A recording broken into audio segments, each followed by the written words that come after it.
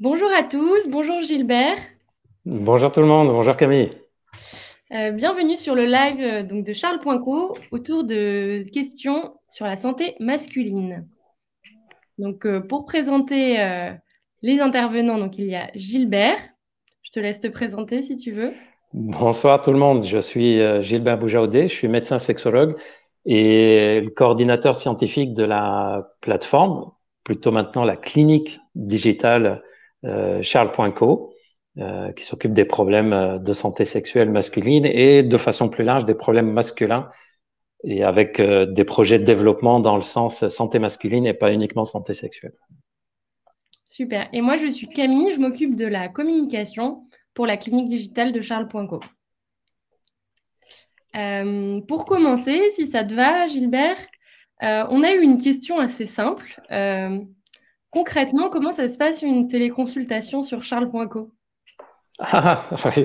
Euh, La téléconsultation sur Charles.co a été faite de façon un peu différente que sur d'autres plateformes, c'est-à-dire on fait de sorte que lors de la consultation, il y ait le maximum d'informations déjà recueillies pour que le temps de la consultation soit consacré vraiment à discuter de la problématique.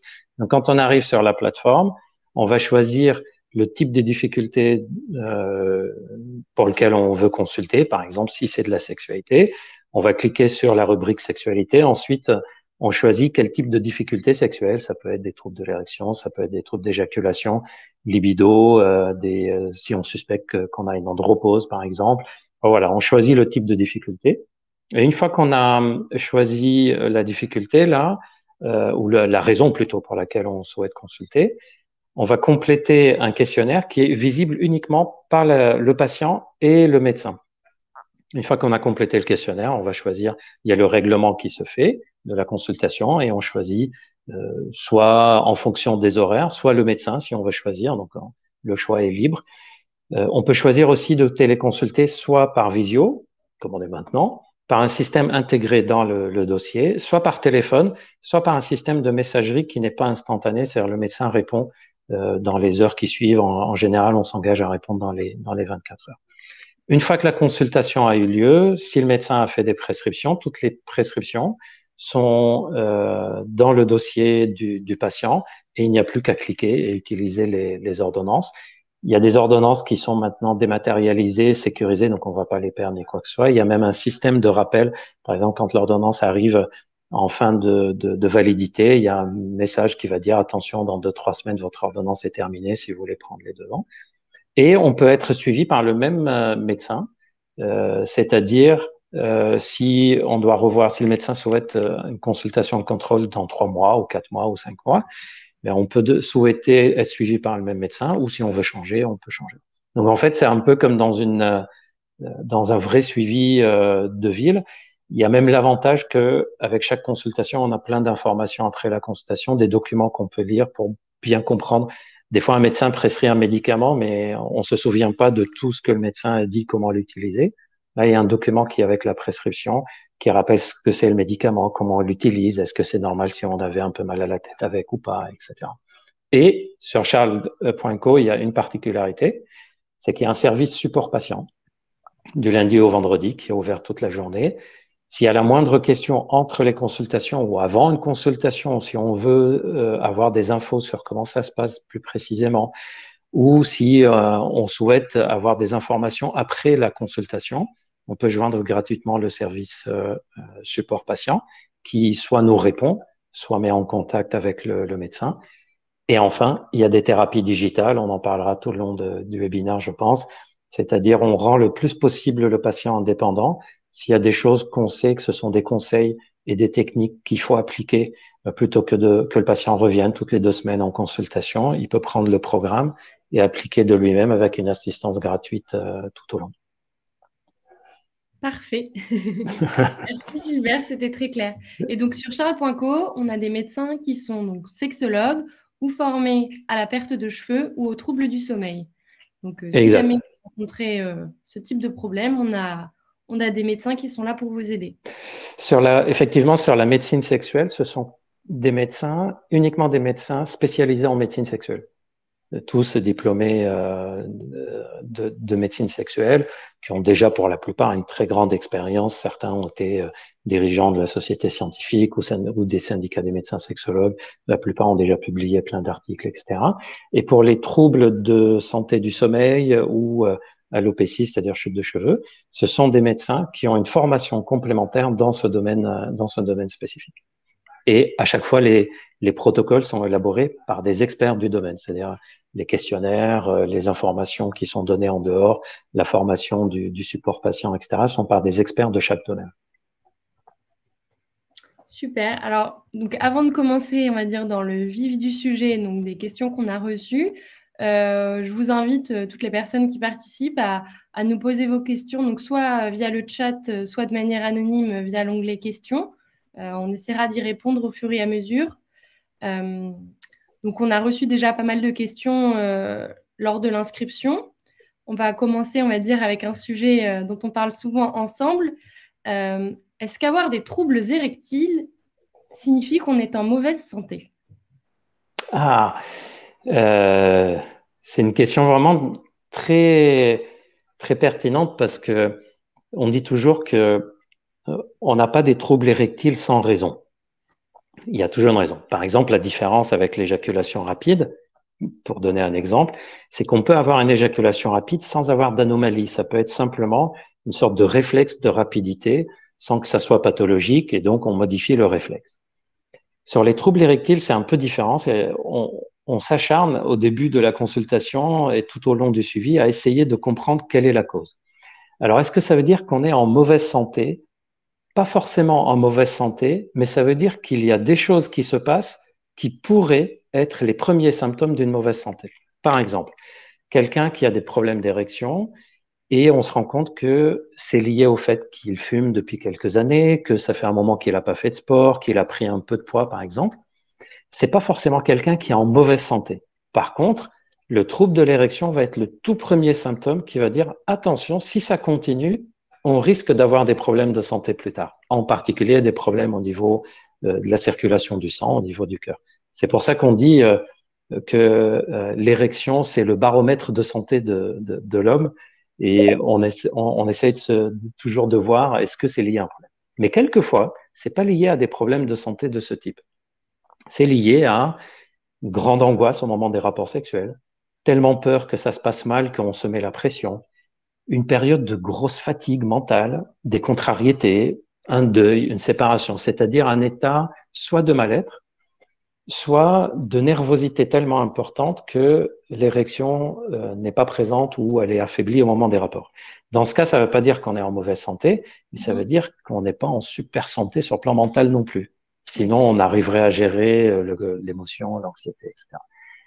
En d'autres termes, le fait d'avoir des problèmes d'érection, ce n'est pas forcément le signe qu'on est en mauvaise santé, mais c'est le signe qu'il se passe quelque chose qui pourrait se transformer en problème de santé plus tard. Et d'ailleurs, la plupart des patients, la presque totalité des patients qui ont consulté, qui nous ont téléconsulté sur charles.co par exemple, et même en ville, nous disent quand ça va mieux sur le plan érectile, c'est pas que l'érection qui va mieux. Je vais mieux globalement parce que j'ai compris que j'étais dans une mauvaise période, j'ai agi sur les facteurs psychologiques, je me suis rendu compte que j'étais quelqu'un qui cogitait beaucoup, qui stressait beaucoup, j'ai agi dessus.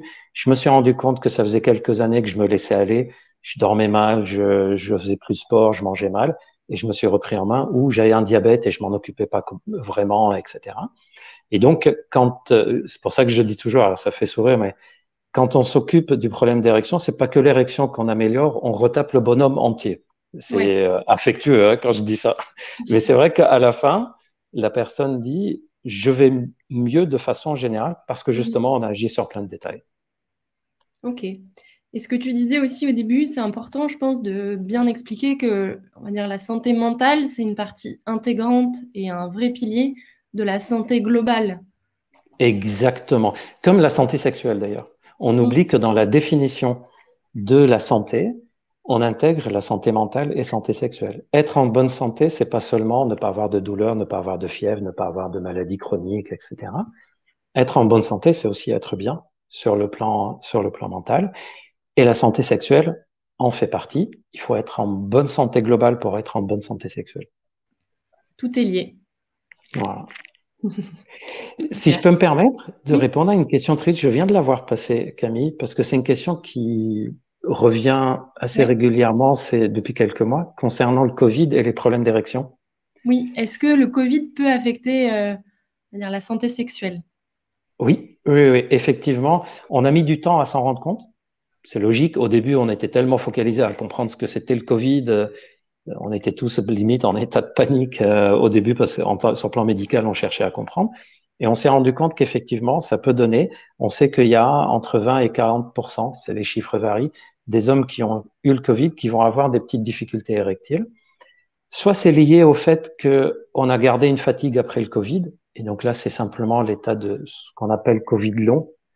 C'est l'état de ralentissement et de manque d'énergie qu'on a qui peut donner le trouble érectile. Et donc, il faut du temps pour que ça passe. Soit, dans des rares cas, ça peut donner des petites baisses de l'hormone, de la testostérone ou perturbations de la thyroïde. C'est rare, mais ça peut arriver. Et dans pas mal de cas, c'est plutôt une mauvaise circulation sanguine qui s'installe.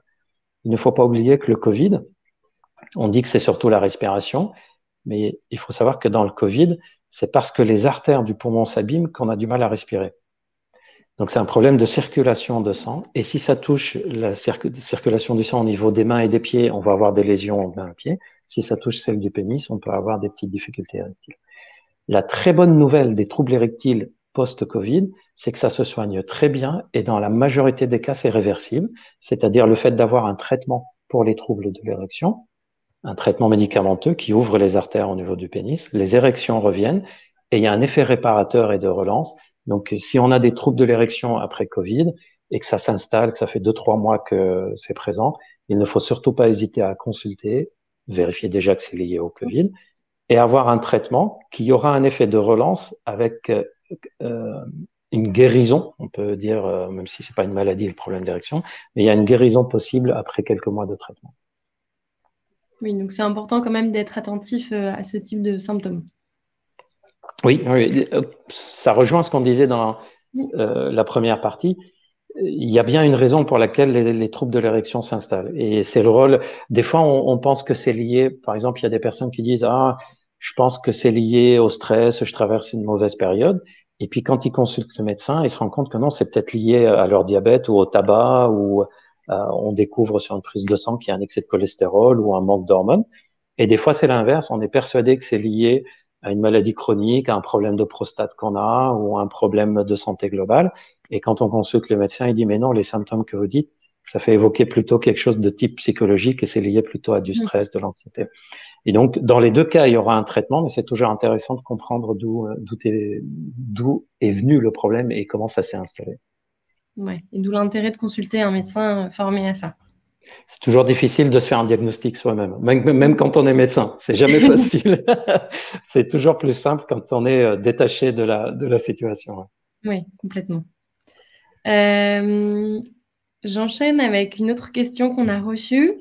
Est-ce que le pénis diminue avec l'âge? Et si oui, est-ce qu'il y a des choses qu'on peut faire pour limiter cette diminution de taille? Alors, oui, le pénis peut, c'est pas systématique, mais il peut diminuer en taille, en volume avec l'âge. Mais c'est pas non plus une diminution énorme, c'est-à-dire c'est pas censé perdre plusieurs centimètres avec l'âge. Mais effectivement, il y a quand même une différence. Pourquoi ça diminue? C'est lié surtout au fait que avec l'âge, les cellules sont un peu, dans tout le corps, hein, un peu moins élastiques. On a un peu moins de collagène dans tout le corps. On perd en souplesse un peu partout. Et si au niveau du pénis, on perd un peu les tissus élastiques, ça va naturellement se contracter. Et donc, ça va être tiré vers l'intérieur ou un peu contracté. Il faut savoir que, déjà, c'est pas systématique, mais c'est présent chez beaucoup d'hommes. Il y a des choses à faire. Plus on va faire de sorte de préserver ce système élastique et la bonne circulation de sang en périphérie, parce que si le sang est présent, ça va nourrir les cellules, ça va être oxygéné, et donc les cellules vont s'abîmer moins fortement. Donc tout ce qu'on peut faire pour prendre soin de notre santé générale va éviter l'importance du rétrécissement du pénis. Par exemple, si on a une alimentation qui est trop riche en sucre, en graisse, ou trop riche en produits transformés, industrialisés, avec des toxiques qui sont parfois présents. Et plus on risque d'abîmer le système des cellules d'élasticité, collagène et autres, ce qu'on appelle l'oxydation, et plus on abîme le système artériel. Si on fume, le tabac va jouer un rôle important dessus. Si on a un diabète et que le diabète n'est pas équilibré, un problème de tension et que la tension n'est pas bien équilibrée, un rhumatisme, une maladie inflammatoire digestive et que c'est pas bien équilibré ou bien pas bien soigné, toutes les maladies chroniques peuvent donner ça. Donc, si on veut préserver la taille de notre pénis, on doit préserver notre santé générale. C'est ça qui va faire que le pénis va rester dans le meilleur état. Donc, en fait, arrêter le tabac, alimentation équilibrée, activité sportive, parce que quand on fait du sport, le sang circule de façon importante et on a des sécrétions de cellules aussi, de croissance, de la testostérone, des HEA, etc. Et donc, tout ce qu'on va faire pour prendre soin de nous-mêmes va faire de sorte que le pénis va s'abîmer moins longtemps. Et d'ailleurs, c'est vrai pas que pour le pénis, pour tous les organes dans le corps. Si on veut préserver la santé de nos membres au niveau des bras, des jambes, il faut qu'on prenne soin de nous-mêmes. Si on veut préserver avec l'âge la santé du foie, du rein, du cœur, du poumon, du cerveau, il faut prendre soin de nous-mêmes. Et le pénis, il est quand même accroché au corps, donc tous les soins du corps vont se retentir positivement sur le pénis. Et l'activité physique, elle peut prendre plusieurs formes. Ça peut être simplement de la marche à pied, aller se promener à vélo. Enfin, on n'est pas obligé forcément de faire un sport en tant que tel, mais c'est juste être actif sur le... Exactement. Exactement. Par exemple, on a démontré que quelqu'un qui marche 2 à 3 fois par semaine, et à chaque fois, il marche 35 à 45 minutes, c'est une bonne marche active, hein, c'est pas une balade où on s'arrête toutes les 2 minutes, c'est quelqu'un qui va avoir déjà un bénéfice sur le plan sexuel. Et pour les personnes, par exemple, qui ont des problèmes de santé, qui les empêchent de faire du sport, l'activité physique, par exemple, si on a un problème au niveau des membres inférieurs, le fait de travailler les membres supérieurs, c'est quelque chose qui va donner des bénéfices. En gros, l'idée n'est pas d'atteindre un niveau, c'est de ne pas être dans l'état d'arrêt total de l'activité. Pour les personnes qui font vraiment du sport, qui sont habituées à faire du sport, l'idéal, c'est d'alterner ou de combiner renforcement musculaire et endurance. Par exemple, si on fait que de l'endurance, c'est déjà pas mal. Que course à pied, vélo, c'est vraiment pas mal. Si on fait que de la musculation, c'est pas mal. Mais on a démontré que ceux qui tirent le meilleur bénéfice sur le plan sexuel, c'est ceux qui combinent un peu toutes les activités sportives, endurance et renforcement musculaire, avec des jours de repos dans la semaine. Évidemment. Sinon, on est épuisé. Voilà. Ok, très clair. Je vois qu'on a eu une question sur le chat, donc je vais la poser. Ah, intéressante. Oui, vas-y. Comment éliminer le stress, donc notamment, on va dire, en amont d'une relation sexuelle ou même, on va dire, en général, en fait, comment un petit peu limiter voilà, les états de stress? Oui, c'est peut-être l'un des points qui concerne pratiquement tous les hommes qui ont des troubles érectiles. Même quand le problème d'érection ne commence pas pour des raisons de stress, le fait d'avoir des difficultés d'érection 1, 2, 3, 4 fois, c'est évident qu'au bout d'un moment, à chaque fois qu'on a un rapport sexuel, on va y penser, ne serait-ce que s'en souvenir, et on va commencer à se dire, bon, voyons comment ça va se passer cette fois-ci, est-ce que ça va aller ou pas, et on va rentrer dans une sorte de stress. Et quelquefois, c'est la seule cause du trouble érectile, c'est le fait qu'on se pose trop de questions au moment des rapports sexuels. Alors, je vais donner quelques grandes lignes, parce qu'évidemment, on ne peut pas faire toute une thérapie là comme ça, mais je vais donner des grandes lignes qui aident beaucoup. Tout d'abord, il faut réfléchir sur soi. Est-ce que je suis en état de stress seulement dans ces moments-là? Ou est-ce que tout ce que je fais, je me mets en stress? J'ai un rendez-vous important, ça y est, je me mets en stress. J'ai un truc nouveau à faire, je me mets en stress. Je reçois un courrier avec une démarche à faire, ça y est, je me mets en stress. Je dois dire quelque chose à quelqu'un, je me mets en stress, etc. Si c'est très général, ça veut dire que c'est pas un problème d'ordre sexuel, cette histoire, et que c'est un problème de gestion de stress de façon générale. Si c'est uniquement sur le plan sexuel, c'est déjà un peu plus rassurant aussi, parce qu'on se dit, bon, ok, c'est qu'on va finir par y arriver, en fait. Comment y arriver? Premièrement, au fait, on va y arriver dans les deux cas. Mais si c'est que sur l'histoire de l'érection, ça veut dire que dès que l'érection va s'améliorer, ce stress-là va disparaître. Premièrement, une des choses qui ne marche pas et que tout le monde fait, on va commencer par celle-là, c'est le fait de se dire, allez, concentre-toi. allez, calme-toi. Alors ça, si ça marchait, on n'aurait plus besoin de personne, et pour rien, pour pas stresser. Il y a des personnes qui ont une capacité naturelle à y arriver comme ça, à dire, bon, allez, j'y pense pas, on y va, mais c'est vraiment pas très fréquent. La plupart des cas, on n'y arrive pas. Et puis, il y a une autre raison, c'est que si je me concentre à pas être stressé, Oui. ben, ça veut dire que je suis concentré, que je suis en train de réfléchir à quelque chose de précis, de pas m'énerver, de pas m'angoisser, de pas stresser. Or, personne ne peut réfléchir et être excité en même temps. Oui. Notre cerveau, il ne sait pas faire les deux en même temps. D'ailleurs, c'est pas que pour le sexe.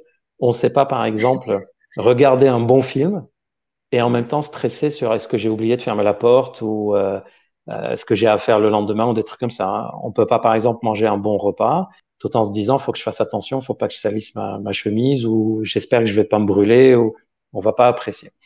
Donc, le fait d'essayer de se concentrer pour déstresser, en général, même quand on déstresse, l'érection ne s'améliore pas parce que on a juste déstressé, mais on n'est pas excité. Parmi les méthodes qui marchent le mieux, et c'est ce qu'on a développé dans le programme Master, c'est d'apprendre à aller chercher de l'excitation volontairement. C'est-à-dire, mon cerveau est en état de stress. OK, pas de problème, j'en prends acte. Mais moi, je vais aller chercher les idées d'excitation volontairement. Et c'est ça qui va faire qu'un peu à la fois, le niveau du stress va diminuer. Si je n'arrive pas du tout à le faire, vraiment le niveau de stress est très élevé, ben, je vais changer ce que je suis en train de faire pendant les rapports sexuels. Et donc, on va avoir un comportement où on va modifier le déroulement de l'acte, la pénétration, on arrête et on fait des jeux érotiques différents. Et on attend que l'excitation, elle revient, c'est-à-dire on accepte l'idée que ça soit variable. Et il y a des techniques qui sont un peu plus poussées pour développer, par exemple, le côté spontané instinctif, c'est-à-dire de réfléchir moins. En général, les personnes qui ont beaucoup de stress, c'est des personnes qui ont une énorme capacité à réfléchir. Mhm. Ils ont un cerveau qui a du mal à s'arrêter. Et donc, le fait d'apprendre à diminuer les idées dans la tête, c'est ce qui fait À aussi lâcher qu'on aide prise un petit peu. voilà, exactement, à ne pas être en train de faire attention à plein de détails. Petite remarque, j'entends souvent des personnes dire que il faut être moins speed, moins stressé et qu'il faut être équilibré par rapport à ça. Mhm. Et moi, j'ai tendance à dire que non, ça n'a pas la peine d'être équilibré par rapport à ça. On peut être dans l'extrême, mais à condition de choisir à quel moment. Par Ok. exemple, si j'ai un problème à résoudre urgent là, maintenant, tout de suite, si je suis complètement détendu, je vais pas le résoudre. Mhm. Oui, Donc parfois là, il faut l'état, on va dire, de stress, il est utile. exactement. À mon travail, si j'ai plusieurs choses à faire et que je me dis, faut pas que j'oublie ça, faut pas que j'oublie ça, c'est pas quelque chose qui va être négatif forcément. C'est peut-être Mhm. même utile à ce moment-là. Et donc l'idée, c'est de se dire, je vais être à fond quand c'est nécessaire, mais je vais apprendre à décrocher et être complètement détendu quand c'est nécessaire. Être moitié détendu, moitié stressé, ça n'a aucun intérêt. Donc, soit je suis vraiment à fond, soit je suis complètement détendu. Ok. Tout ça, ça s'apprend. Ce sont des méthodes qui ont été développées d'ailleurs euh, pour des personnes qui ont d'autres problèmes que sexuels, pour des sportifs de haut niveau, pour des personnes qui font de la musique, du théâtre, etc. Pour des personnes qui ont eu un traumatisme dans leur vie et qui n'arrivent pas à repasser au-dessus. Et on a mis toutes ces méthodes-là dans le fameux programme master où on apprend seul de chez soi avec un accompagnement en ligne à mettre en place. Mm. C'est des choses qu'il faut apprendre à faire tranquillement chez soi pour pouvoir les appliquer au moment des rapports sexuels. Il ne faut pas attendre d'être dans le moment rapport sexuel pour appliquer ces techniques-là. En fait. Donc, si vous êtes intéressé par le programme dont parle le docteur Gilbert Boujaoudé, donc c'est dans thérapie digitale sur le site charles.co. Et donc, on a développé 3 thérapies, dont 2 qui sont, on va dire, liées à la santé sexuelle.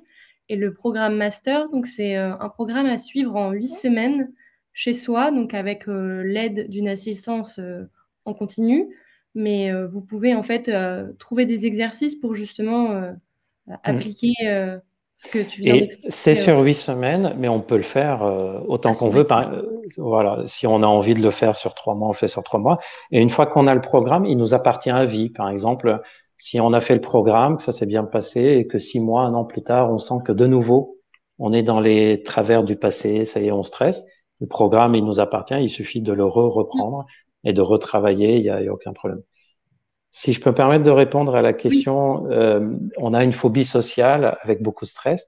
Là, on est typiquement dans le cas des problèmes de stress qui sont pas juste liés à la peur de l'échec. C'est un problème de stress et d'anxiété qui est liées à une problématique neuropsychique. Là, c'est très important que la phobie sociale, la phobie en général, soit soignée. S'il faut, on met même des médicaments pour la soigner ou des thérapies plus incisives. Le programme master sera de toute façon utile, mais tant que la phobie sociale n'est pas soignée, ne Oui, serait-ce qu'améliorée, on aura tout le temps besoin aussi d'aide médicamenteuse pour les érections. très clair.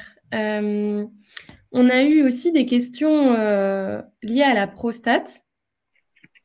Alors, en quelques mots, qu'est-ce que c'est, où ça se situe avant que j'enchaîne avec les questions? Alors, la prostate, c'est un organe, on dit toujours que c'est typiquement masculin. Petite remarque, il y a une toute petite prostate chez les femmes, mais bon, c'est pas le sujet. Mais bon, c'est quelque chose qui est plutôt problématique ou utile chez l'homme, visiblement.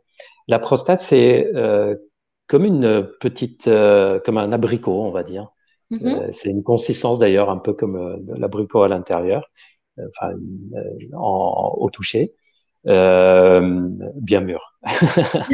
Et, et c'est situé en dessous de la vessie, au niveau, là vous avez la vessie, il y a le canal qui amène l'urine de la vessie vers l'extérieur, et c'est situé juste en dessous.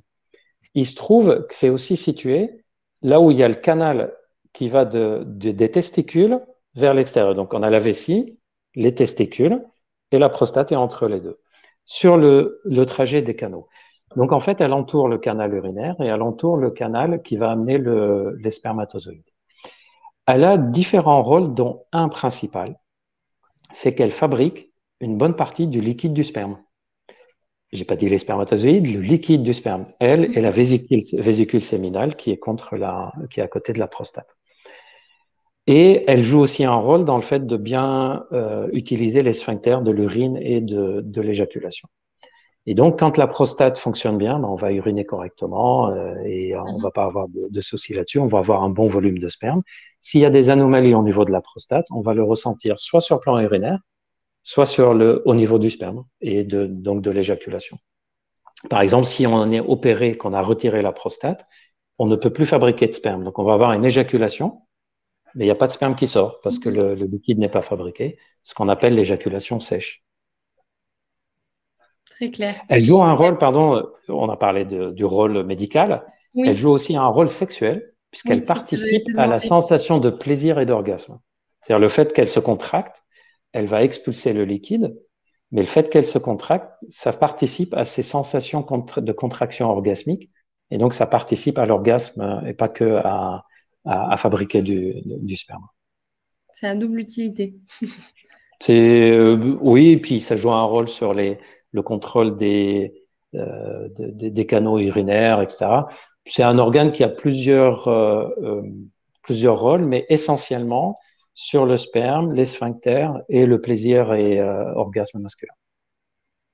Et alors, en rapport avec la prostate, est-ce qu'elle augmente avec l'âge? Enfin, et pourquoi? Oui, alors on ne sait pas trop pourquoi, mais tous les hommes vont avoir une augmentation de volume de prostate. On le D'accord. sait. C'est presque dans le processus de vieillissement naturel masculin. C'est ce qu'on appelle l'hypertrophie bénigne de la prostate. Sauf que chez certains hommes, cette augmentation de volume est très importante. Et là, elle va gêner. Chez d'autres hommes, elle n'est pas forcément très importante, mais elle comprime certaines zones de la vessie et des sphincters et elle va être gênante. Donc oui, tout le monde, avec l'âge, va avoir une augmentation de prostate, mais à un volume variable d'une personne à une autre. Par exemple, on sait qu'après la cinquantaine, il y a au moins la moitié des hommes qui ont déjà une hypertrophie bénigne de la prostate.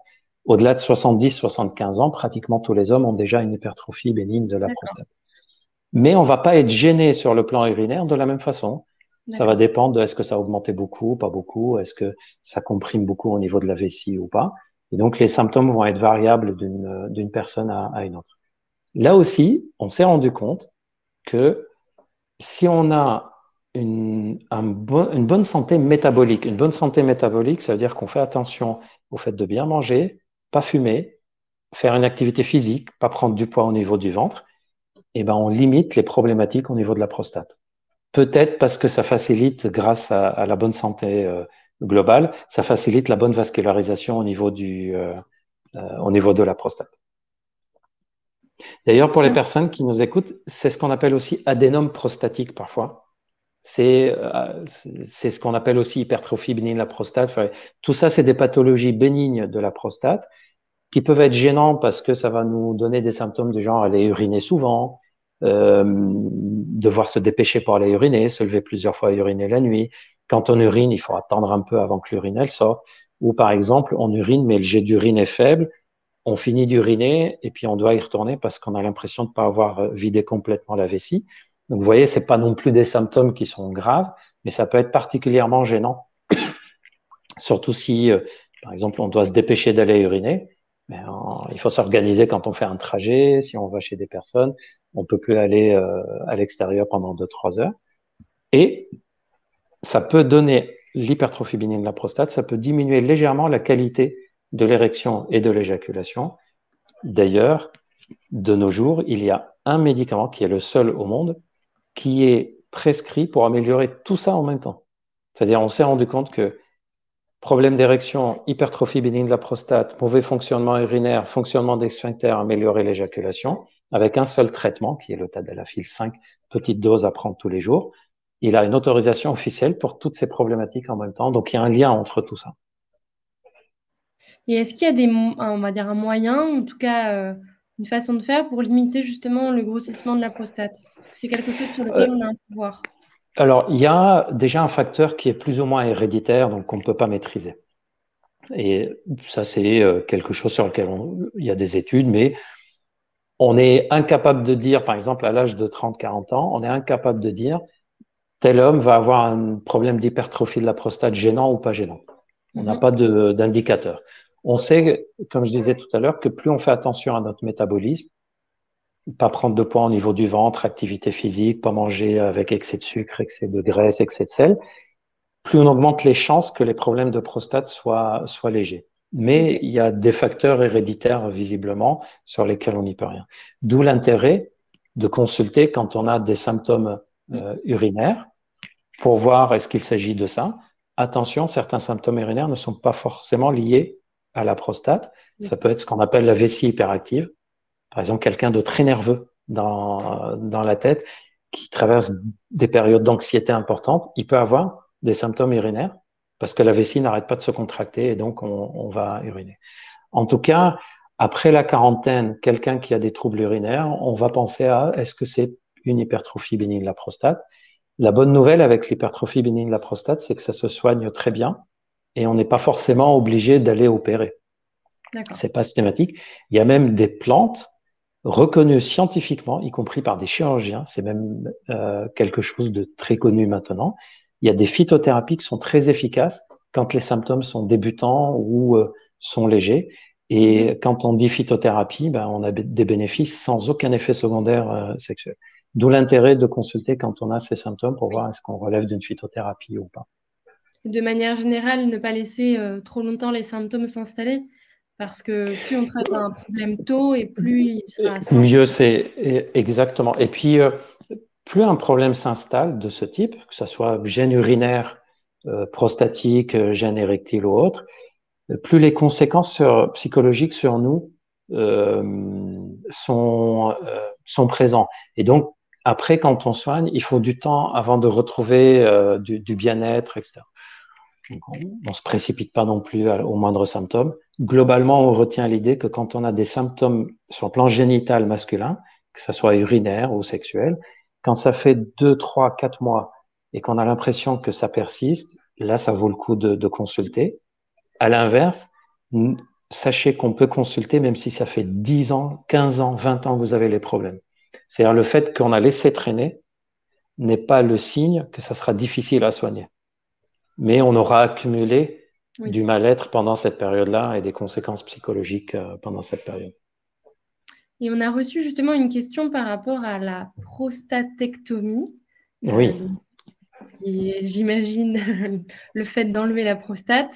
Exact, Est-ce que ça peut impacter, et en l'occurrence, la personne disait que ça impactait sa vie sexuelle.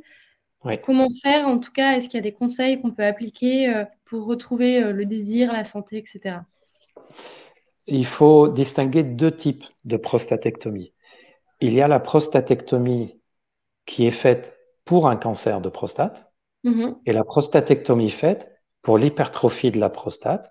C'est pour ça qu'on essaye d'éviter d'opérer l'hypertrophie d'ailleurs. Oui. Mais quelquefois, la prostate est tellement augmentée de volume qu'il faut intervenir dessus. Petite remarque, quand c'est pas un cancer, quand c'est juste une hypertrophie, c'est-à-dire la prostate est de gros volume, c'est pas obligé que ça soit une opération, une prostatectomie. Ça peut être par les voies naturelles, ce qu'on appelle gratter dans le courant, c'est résection transurétrale. On dit gratter la prostate. De nos jours, il y a aussi des techniques par vaporisation, soit de rayons, soit vaporisation d'eau, etc. Donc, il y a des techniques moins agressives qui se développent de plus en plus. Mais ça dépend aussi du volume de la prostate. Parlons de la prostatectomie. Si c'est pour un cancer, la règle veut qu'on enlève le plus possible pour éviter la récidive du cancer, pour ne pas laisser des cellules autour. Quand le cancer est détecté tôt et qu'il est de petite taille, le chirurgien va faire une prostatectomie avec ce qu'on appelle préservation des paquets érectiles ou du nerf érectile. Donc, il va éviter au maximum de toucher les nerfs qui commandent l'érection. C'est pour ça qu'on conseille que ça soit détecté le plus tôt possible, le cancer de la prostate, pour que l'intervention soit la plus limitée possible. Si on a préservé les nerfs érecteurs, on sait qu'au bout de 1 an, 2 ans après l'opération, on peut rattraper des érections naturelles, parfois même au bout de quelques mois. Par contre, si le cancer était un peu étendu sur la prostate, le chirurgien ne va pas prendre le risque et va élargir autour de l'opération pour enlever toutes les cellules cancéreuses. Et donc, il y aura des lésions sur le système de l'érection. Et dans ces cas-là, dans les prostatectomies dites élargies, il n'y a que les traitements intensifs de l'érection qui vont fonctionner, c'est-à-dire les injections intracaverneuses ou parfois chez certains la crème Vitaros ou le Vacua. Dans les autres prostatectomies où on n'a pas touché le système érectile, soit c'était pour l'hypertrophie de la prostate, là on ne touche pas le système érectile, soit avec préservation des nerfs érectiles. Là, on va de toute façon avoir une conséquence sexuelle immédiate, c'est le fait qu'on n'aura plus de sperme. Ça, c'est toujours une prostatectomie, on ne peut plus avoir de sperme, ça c'est systématique. Et donc, il faut s'habituer à des éjaculations et des orgasmes sans que le sperme sorte. Ça peut être perturbant et on peut mettre pas mal de temps avant de s'y habituer. Mais c'est pas quelque chose qui, au long terme, est gênant. Tous les hommes finissent par trouver leur équilibre là-dedans. En revanche, même si c'est pas la prostatectomie localisée, même si elle ne touche pas le système érectile, elle peut perturber l'érection. Par exemple, parce qu'il y a de la cicatrice, parce qu'il y a des douleurs un peu après l'opération, parce que psychologiquement on a mal vécu la situation, ou parfois parce qu'on avait des toutes petites difficultés érectiles, mais qui étaient très très légères avant. Par exemple, quelqu'un qui fume, qui a une hypertension artérielle, qui a une maladie diabétique, qui a une maladie neurologique, sclérose en plaques, autre, et qui se fait opérer, le corps peut être déséquilibré à ce moment-là et les troubles érectiles s'installent même si on n'a pas touché le système érectile. La bonne nouvelle, c'est que quand c'est une prostatectomie non élargie, il y a toujours moyen avec les traitements de retrouver un bon fonctionnement. Mais il faut que ça soit un traitement bien conduit, c'est-à-dire il faut voir avec chaque patient, est-ce que dans son cas on met un traitement continu, un traitement de fond? Est-ce qu'on met un traitement intense à la demande? Est-ce qu'on combine les deux? Est-ce qu'on utilise des phytothérapies stimulantes en plus des médicaments? Est-ce qu'il y a une autre cause? Je vous donne un exemple très courant. Prostatectomie, on n'a pas touché le système érectile et pourtant la personne dit je n'ai plus de libido, je n'ai plus d'érection. Et quand on creuse, on se rend compte qu'en fait, ça n'avait pas à voir directement avec la prostatectomie. C'est juste que ça a déséquilibré. Par exemple, c'est à ce moment-là qu'on découvre qu'il y avait un gros déficit hormonal, mais qui n'était pas connu jusque-là. Ça réveille quelque chose. Exactement. D'ailleurs, toutes les opérations peuvent donner ça. Le fait d'être opéré, ça peut déséquilibrer une situation qui tenait jusque-là. D'où l'intérêt de la consultation spécialisée pour voir est-ce que c'est vraiment en lien avec la prostatectomie. Est-ce que la prostatectomie n'est que l'épine qui est venue un peu déséquilibrer? Mais il y a des solutions. C'est devenu très rare de nos jours de ne pas améliorer les problèmes d'érection et de libido après une prostatectomie. Et puisque tu parlais d'hormones, on a reçu des questions autour de la testostérone. Et notamment, est-ce qu'un déficit en testostérone peut être synonyme ou en tout cas alarmé sur une mauvaise santé? Oui, là, oui, il y a un lien entre les deux. Alors, il faut distinguer les déficits en testostérone qu'on appelle liés à l'âge. Typiquement, dans le langage grand public, on dit andropause. Là, c'est pas forcément le signe d'une mauvaise santé parce qu'il y a aussi des facteurs héréditaires, mais il y a aussi des facteurs sur lesquels on peut agir. C'est la particularité de l'andropause, c'est qu'on peut agir dessus. Et il y a des déficits en testostérone qui sont liés à des pathologies. On a eu par exemple un adénome à l'hypophyse. Ça n'a rien à voir avec le fait qu'on était en bonne santé ou pas. Parfois, c'est suite à des cancers et les traitements de cancer vont donner ça. Parfois, c'est des malformations génétiques. Donc, les déficits en testostérone qu'on a dans le jeune âge, avant l'âge de 40 ans, il faut bien regarder d'où ça vient. Il y a forcément une cause qui a provoqué ça.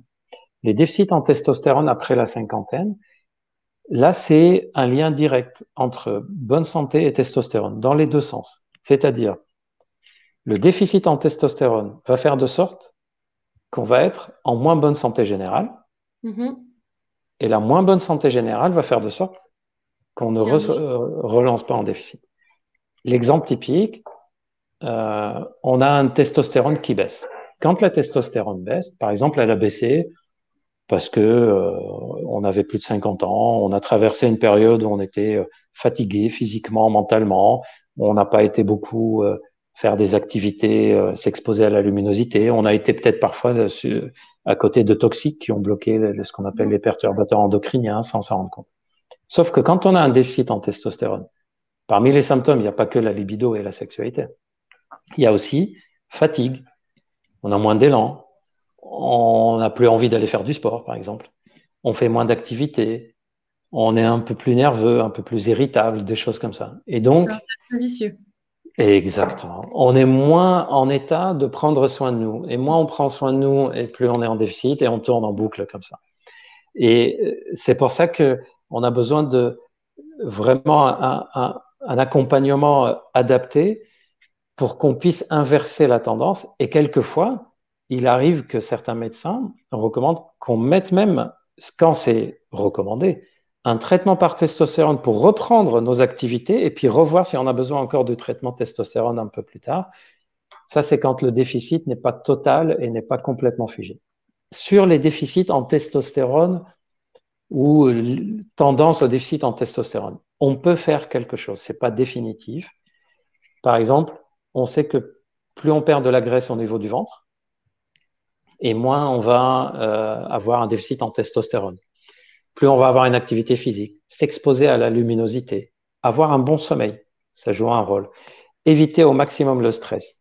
Et je vois une question passer depuis tout à l'heure, et bien on va y répondre. Il y a certaines phytothérapies qui ont un impact aussi sur la testostérone, comme le Tribulus terrestris, Damiana, Maca, etc. Et je vois que la personne demande, est-ce qu'on peut prendre tout ça en même temps? Non seulement on peut le prendre, c'est même recommandé quand on fait une phytothérapie pour la testostérone de combiner la plupart des plantes connues pour ça, Tribulus, fenugrec, Damiana, Maca, Ginkgo biloba, de rajouter du zinc s'il faut dedans, sélénium, DHA, etc. Pourquoi? Parce que chacune des plantes va donner un petit impact et c'est le fait de les combiner en même temps qu'on va avoir un effet intéressant. Alors, c'est pas non plus un effet majeur et dans les semaines qui suivent, on sent que ça y est, tout est rentré dans l'ordre, mais c'est un coup de pouce non négligeable quand on est à la limite et qu'on veut pas tomber justement dans le déficit complet. Je crois qu'on me dit qu'il faut plusieurs mois avant de pouvoir voir les effets Juger, de oui, phytothérapie. c'est minimum 3 mois. Par Ouais. exemple, quand un médecin dit quel que soit, que ce soit phytothérapie ou les efforts, si un médecin dit, bah, écoutez, votre taux de testostérone est à la limite, ça serait bien qu'on l'améliore. On n'est pas vraiment en déficit, mais c'est pas top non plus. Refaites du sport, essayez de perdre quelques kilos, exposez-vous à la luminosité, évitez les produits toxiques, l'alimentation industrialisée, etc. Améliorez votre sommeil, prenez la phytothérapie. En général, on fait la prise de sang 3 à 6 mois plus tard. Ça va pas bouger dans les semaines qui suivent, c'est quelque chose qui est lent. Le processus est assez lent. Et la surveillance se fait 2 ou 3 fois par an. Et faites attention également à la provenance des phytothérapies. Oh oui. Privilégiez toujours l'achat dans une pharmacie ou en tout cas d'une marque connue et réputée pour ça.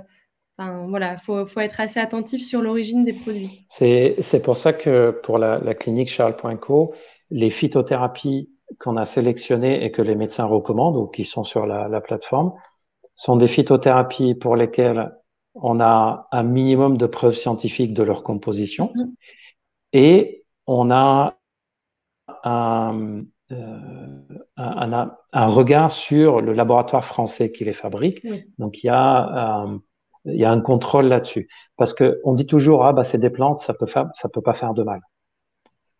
Et c'est faux. Avec la phytothérapie, c'est pas parce que c'est des plantes Que ça peut pas qu'on être peut dangereux. tester sans avis comme ça. Oui. Voilà. D'ailleurs, si ça n'a aucun danger, mais vraiment aucun, c'est qu'a priori, ça n'a aucun effet. Un produit qui est actif dans le corps, Oui. c'est qu'il a des contre-indications. Un exemple, on parlait tout à l'heure de maca, tribulus, etc. Quelqu'un qui a une hypertension qui est à 16, 17, qui n'est pas encore bien équilibré ou qui n'a pas encore commencé à prendre son traitement. S'il n'a pas son traitement pour la tension et qu'il prend des stimulants, sa tension peut augmenter.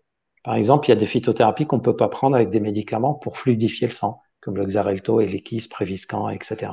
Donc, c'est pas non plus des médicaments qui n'ont, des produits, pardon, les phytothérapies qui n'ont aucun impact. Donc, on vérifie toujours la qualité, on vérifie si le fabricant est sérieux, on demande à quelqu'un qui connaît ces plantes si c'est vraiment ce qu'il nous faut. Par exemple, quelqu'un qui manque de libido, il va dire, bah tiens, je vais prendre des plantes stimulantes pour la libido. Sauf que certaines fois, c'est pas les plantes stimulantes qui vont aider, c'est les plantes apaisantes. Parce que le manque de libido viendrait plutôt d'un état de pseudo-déprime ou d'anxiété importante. Et à ce moment-là, c'est les plantes apaisantes qui seraient plutôt recommandées. Et enfin, toujours demander, est-ce que dans mon cas, il y a un problème particulier si j'en prends? Est-ce qu'il y a un risque particulier si je prends telle ou telle plante? Il y a une plante, par exemple, très connue qui s'appelle millepertuis, qui est contre le stress, l'anxiété, la dépression forme légère. Oui, elle semble avoir un impact, mais elle est contre-indiquée avec pas mal de médicaments. Oui, voilà, il faut faire attention à la façon dont on les prend et avec, c'est-à-dire quel. Toujours en vérifiant, est-ce que c'est vraiment ce dont j'ai besoin? Est-ce que le fabricant est sérieux? Et est-ce qu'il y a une contre-indication particulière dans mon cas? Donc, ne pas hésiter à en parler avec son médecin, sexologue ou pas, mais en tout cas, essayer d'en parler à une personne du corps médical pour avoir un avis extérieur. Exactement. Très bien. On reçoit pas mal de questions. Alors, on en avait reçu aussi par le lien d'inscription. Donc, je continue avec celle qu'on avait préparée. Et à la fin, on essaiera Et de après, répondre ouais. puisque le temps passe vite. On a eu une question autour du frein, donc sur le pénis, à savoir quel était son rôle. Tu as bien fait de préciser quand même. Et est-ce qu'il y a une taille normale? Enfin, voilà. Pour le frein, oui. Vous expliquer un Alors, petit peu. le frein, c'est cette partie de la peau qui permet au prépuce, chez les personnes non circoncises, qui permet donc au prépuce d'être relié au gland. Ce frein-là est censé être souple et suffisamment long pour permettre le décalotage. Chez certaines personnes, le frein est très court ou très épais. Dans ce cas-là, quand il décalote, comme il est très court ou épais, le gland va pencher en avant. Donc, on va avoir le pénis qui est par exemple en érection et le gland qui va être tourné vers le bas parce que le frein qui est ici va tirer vers le bas. C'est pas quelque chose qui est de l'ordre de l'anomalie majeure, mais ça peut être gênant, soit sur le plan esthétique pour la personne, soit gênant parce que ça tire, ça fait mal pendant les rapports sexuels. Si c'est quelque chose qui est gênant pour vous, on peut agir dessus. Par exemple, on peut pas déjà tenter de masser avec de la vaseline régulièrement et on fait un massage comme tout tendon ou tout ligament dans notre corps. Alors ça contient une veine et une artère, mais toute zone, pardon, pas produit dans notre corps qui est un peu tendu, on peut essayer de détendre en faisant des massages réguliers. Et si ce n'est pas suffisant, un geste chirurgical simple, c'est pas non plus une opération énorme, qui permet de le sectionner et d'être tranquille après. Mais c'est pas quelque chose qui doit vous embêter plus que ça, que ça soit en massant ou en voyant un urologue, ça se règle hyper facilement sans laisser aucune séquelle, aucun problème à l'avenir. Très bien. Merci pour cette réponse. Petite remarque par rapport au frein, toujours. Oui. J'ai oublié. Quelquefois, comme le frein est un peu tendu, un peu court, même quand il ne l'est pas, si on fait un mouvement brusque de décalotage, ça va tirer sur ce frein-là et ça va se déchirer, se fissurer un peu. Et il se trouve que dans le frein, il y a une artériole, c'est-à-dire une petite artère. Et quand ça se déchire, l'artère se déchire aussi. Et pour parler langage courant, à ce moment-là, ça pisse le sang. Donc c'est très impressionnant parce on a l'impression qu'on se vide de notre sang juste parce qu'il y a un jet et ça sort et on a l'impression qu'on appuie, ça s'arrête, on enlève le doigt, ça y est, ça ressort. Si ça vous arrive, ne vous inquiétez pas, c'est juste le temps que l'artériole se vide et après ça s'arrête. Il suffit de désinfecter et d'appuyer dessus et ça finit par s'arrêter. Et il n'y a rien de plus à faire. Il faut éviter bien sûr de tirer dessus dans les jours qui suivent pour que ça cicatrise. Et si ça laisse une cicatrice qui est désagréable, par exemple un bout du frein qui reste comme un petit fil et que ça vous gêne esthétiquement, pareil, on consulte l'urologue qui avec un geste très très simple l'enlève. Le frein ne doit pas être un frein à une bonne vie sexuelle. Très clair. Il n'y a pas de pathologie majeure dessus. D'accord. Et donc, pas de risque particulier? Non, il n'y a pas de. Parfois, c'est impressionnant, parfois, c'est douloureux, mais ça se transforme jamais en quelque chose de très mauvais pour la vie sexuelle, etc. Au contraire, si vous êtes gêné par que ça soit le frein ou n'importe quel truc au niveau de votre pénis, parfois, on a l'impression qu'il y a une anomalie alors qu'il n'y en a pas, et on se pourrit la vie avec pendant des années. En particulier, on voit beaucoup d'hommes qui, pendant longtemps, pensent qu'ils ont un petit pénis. Et puis, le jour où ils découvrent quelle est la taille réelle du pénis, ils disent, bon sang, mais j'ai un pénis normal, mais j'étais persuadé que j'avais un pénis de petite taille. Ou j'étais persuadé que la forme de mon gland n'était pas normale, ou des trucs comme ça. Ce genre de questions, il ne faut pas laisser les choses se pourrir dans votre tête. Si vous avez un doute, vous consultez un médecin sexologue, un andrologue, un urologue. S'il y a un problème, on règle le problème. Et s'il n'y a pas de problème, au moins vous le savez et vous arrêtez de vous poser des questions. Ouais. Et en parlant de gland, on avait reçu une question aussi à ce propos. Est-ce qu'avec l'âge, le gland peut devenir plus mou? Oui, et moins sensible.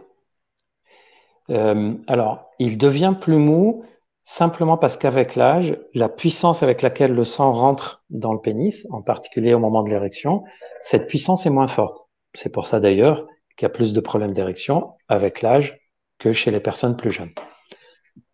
Et donc, s'il y a moins de pression de sang à l'intérieur, le gland va moins gonfler. Et s'il gonfle moins, il va être moins tendu. Donc, ça donne cette impression qu'il est plus compressible. Ça se corrige, si vraiment c'est gênant, ça se corrige très bien avec les médicaments à visée érectile, par exemple. Mais il ne faut pas être surpris non plus si le gland devient moins sensible. On a l'impression que les frottements, la stimulation sur le gland et sur le pénis donnent moins de sensations et qu'il faut augmenter les stimulations ou les prolonger pour avoir des sensations. Ça, c'est tout à fait normal. C'est même une cause de troubles érectiles qui ne sont pas censés être des troubles érectiles. Je m'explique là-dessus. Il y a des personnes qui disent, mais moi avant, il suffisait qu'on touche quelques secondes le pénis pour que je sente et que ça se mette en érection. Et là maintenant, ça ne le fait plus. Donc, j'ai peut-être des problèmes d'érection. Dans beaucoup de cas, c'est simplement que la stimulation doit être plus prolongée pour avoir l'érection, parce qu'il y a un changement dans la sensibilité avec l'âge. Et pas qu'au niveau du pénis d'ailleurs, sur plein de zones de notre corps. Et donc, si à ce moment-là, on ne sait pas que c'est normal qu'avec l'âge, on ait besoin d'une stimulation plus prolongée, plus appuyée, entre guillemets, pour avoir l'érection, on va croire qu'il y a un problème. Alors que le seul problème, c'est juste le fait qu'on n'a pas vu qu'il y a eu un changement. Je dis souvent, avec l'âge, il y a plein de changements comme ça. Et il faut savoir lesquels sont normaux pour s'y adapter et lesquels ne sont pas normaux. Je donne un exemple qui n'est pas sexuel. Avec l'âge, on monte les escaliers moins vite, par exemple. Ou on n'arrive plus à monter en courant. On arrive toujours en haut quand même. Mais bon, on monte moins vite. On ne va pas aller consulter pour ça. Par contre, si quand je monte, j'ai des douleurs dans les genoux ou je suis essoufflé ou un truc comme ça, là, je vais consulter. Pour l'érection, c'est pareil, ça monte moins vite. Mais quand je sens que c'est devenu vraiment très difficile à obtenir, que malgré les stimulations, le fait qu'on prenne notre temps, qu'on s'adapte là, il y a toujours le problème d'érection. Là, oui, ça vaut le coup de consulter. Ouais. Très clair. Puisqu'on est un petit peu sur cette zone-là, on a eu une question aussi à propos du sperme, savoir Oui, s'il évoluait au fil des âges. oui, oui, oui. Le sperme évolue au fil des âges et au début, on parlait de la relation avec la santé générale. Là aussi, il y a un impact de l'état de santé générale sur la fertilité. Euh, Par exemple, on sait que les personnes qui consomment du cannabis peuvent avoir une altération de leur spermogramme. Le tabac, c'est pareil. L'alcool de façon quotidienne très régulière peut donner ça aussi. Une mauvaise alimentation peut donner ça aussi, une mauvaise hydratation, etc. Et avec l'âge, oui, ça change parce qu'en fait, avec l'âge, nos testicules travaillent un peu moins bien, un peu moins fort. C'est pour ça qu'elles sécrètent moins de testostérone et fabriquent moins de spermatozoïdes. Donc oui, avec l'âge, le sperme va être moins volumineux puisqu'il va être un peu moins fabriqué par la prostate vésicule séminale. Le sperme peut sortir de façon moins forte parce que les contractions sont moins puissantes et les spermatozoïdes dedans peuvent diminuer. Ils ne sont pas en quantité aussi importante que quand on a moins de 40-30 ans. Alors la différence avec les femmes qui ont un âge à partir duquel c'est tout, il y a la ménopause et elles ne peuvent plus avoir d'enfants. Chez l'homme, ça diminue lentement, mais on peut quand même avoir des enfants. On peut avoir un enfant quand on a 70, 80 ans. C'est plus difficile, mais c'est totalement possible parce que ça diminue. Et on se rend compte que ceux qui gardent la meilleure fertilité avec l'âge et la meilleure fonction sexuelle, en fait, c'est des personnes qui ont pris souvent soin d'eux tout au long de leur vie. Quand ils prenaient du poids, ils faisaient attention et ils reperdaient du poids. Quand ils traversaient des périodes de stress, etc., ils prenaient ça en compte et ils essayaient de prendre du recul le plus possible. Quand ils dormaient mal, ils faisaient toujours très attention à refaire des bonnes nuits de sommeil dans la foulée. Leur alimentation, de la varier, des choses saines, légumes, fruits, etc. On se rend compte que c'est souvent des hommes qui ont pris soin d'eux et ça se répercute sur les organes génitaux et sur la santé globale. Oui, ça rejoint en fait ce qu'on dit depuis le début, à savoir que la santé sexuelle fait partie intégrante de la santé au C'est sens ça. large. Et d'ailleurs, pour les personnes qui nous regardent, qui nous écoutent, j'entends souvent des personnes dire, mais je prends soin de moi, mais malgré tout, j'ai eu des problèmes.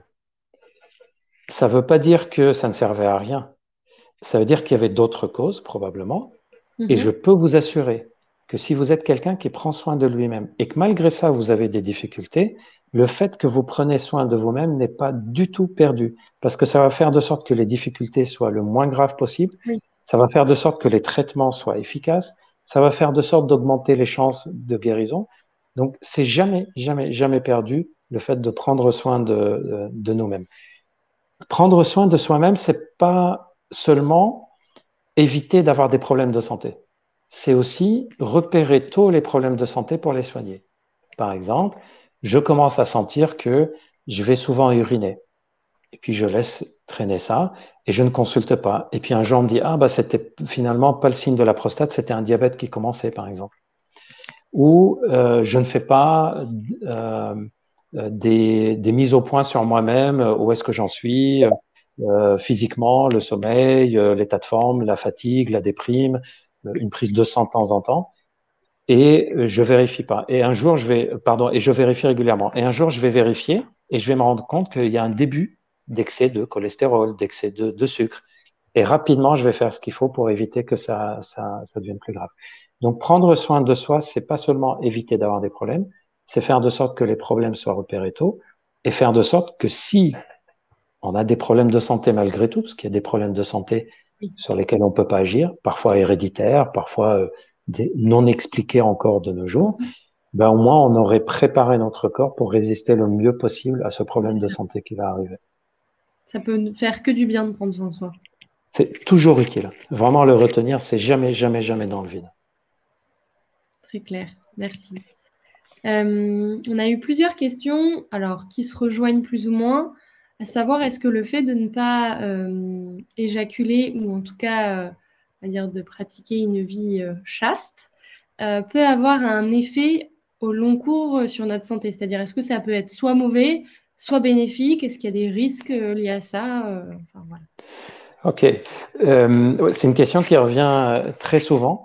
Alors, je vais parler de deux sujets en même temps. Le premier sujet, c'est quelque chose qu'on nous pose souvent comme question, c'est est-ce que le fait d'éjaculer souvent est mauvais ou bon pour la santé? C'est ni l'un ni l'autre. En tout cas, on n'a pas de preuve ni dans un sens ni dans l'autre.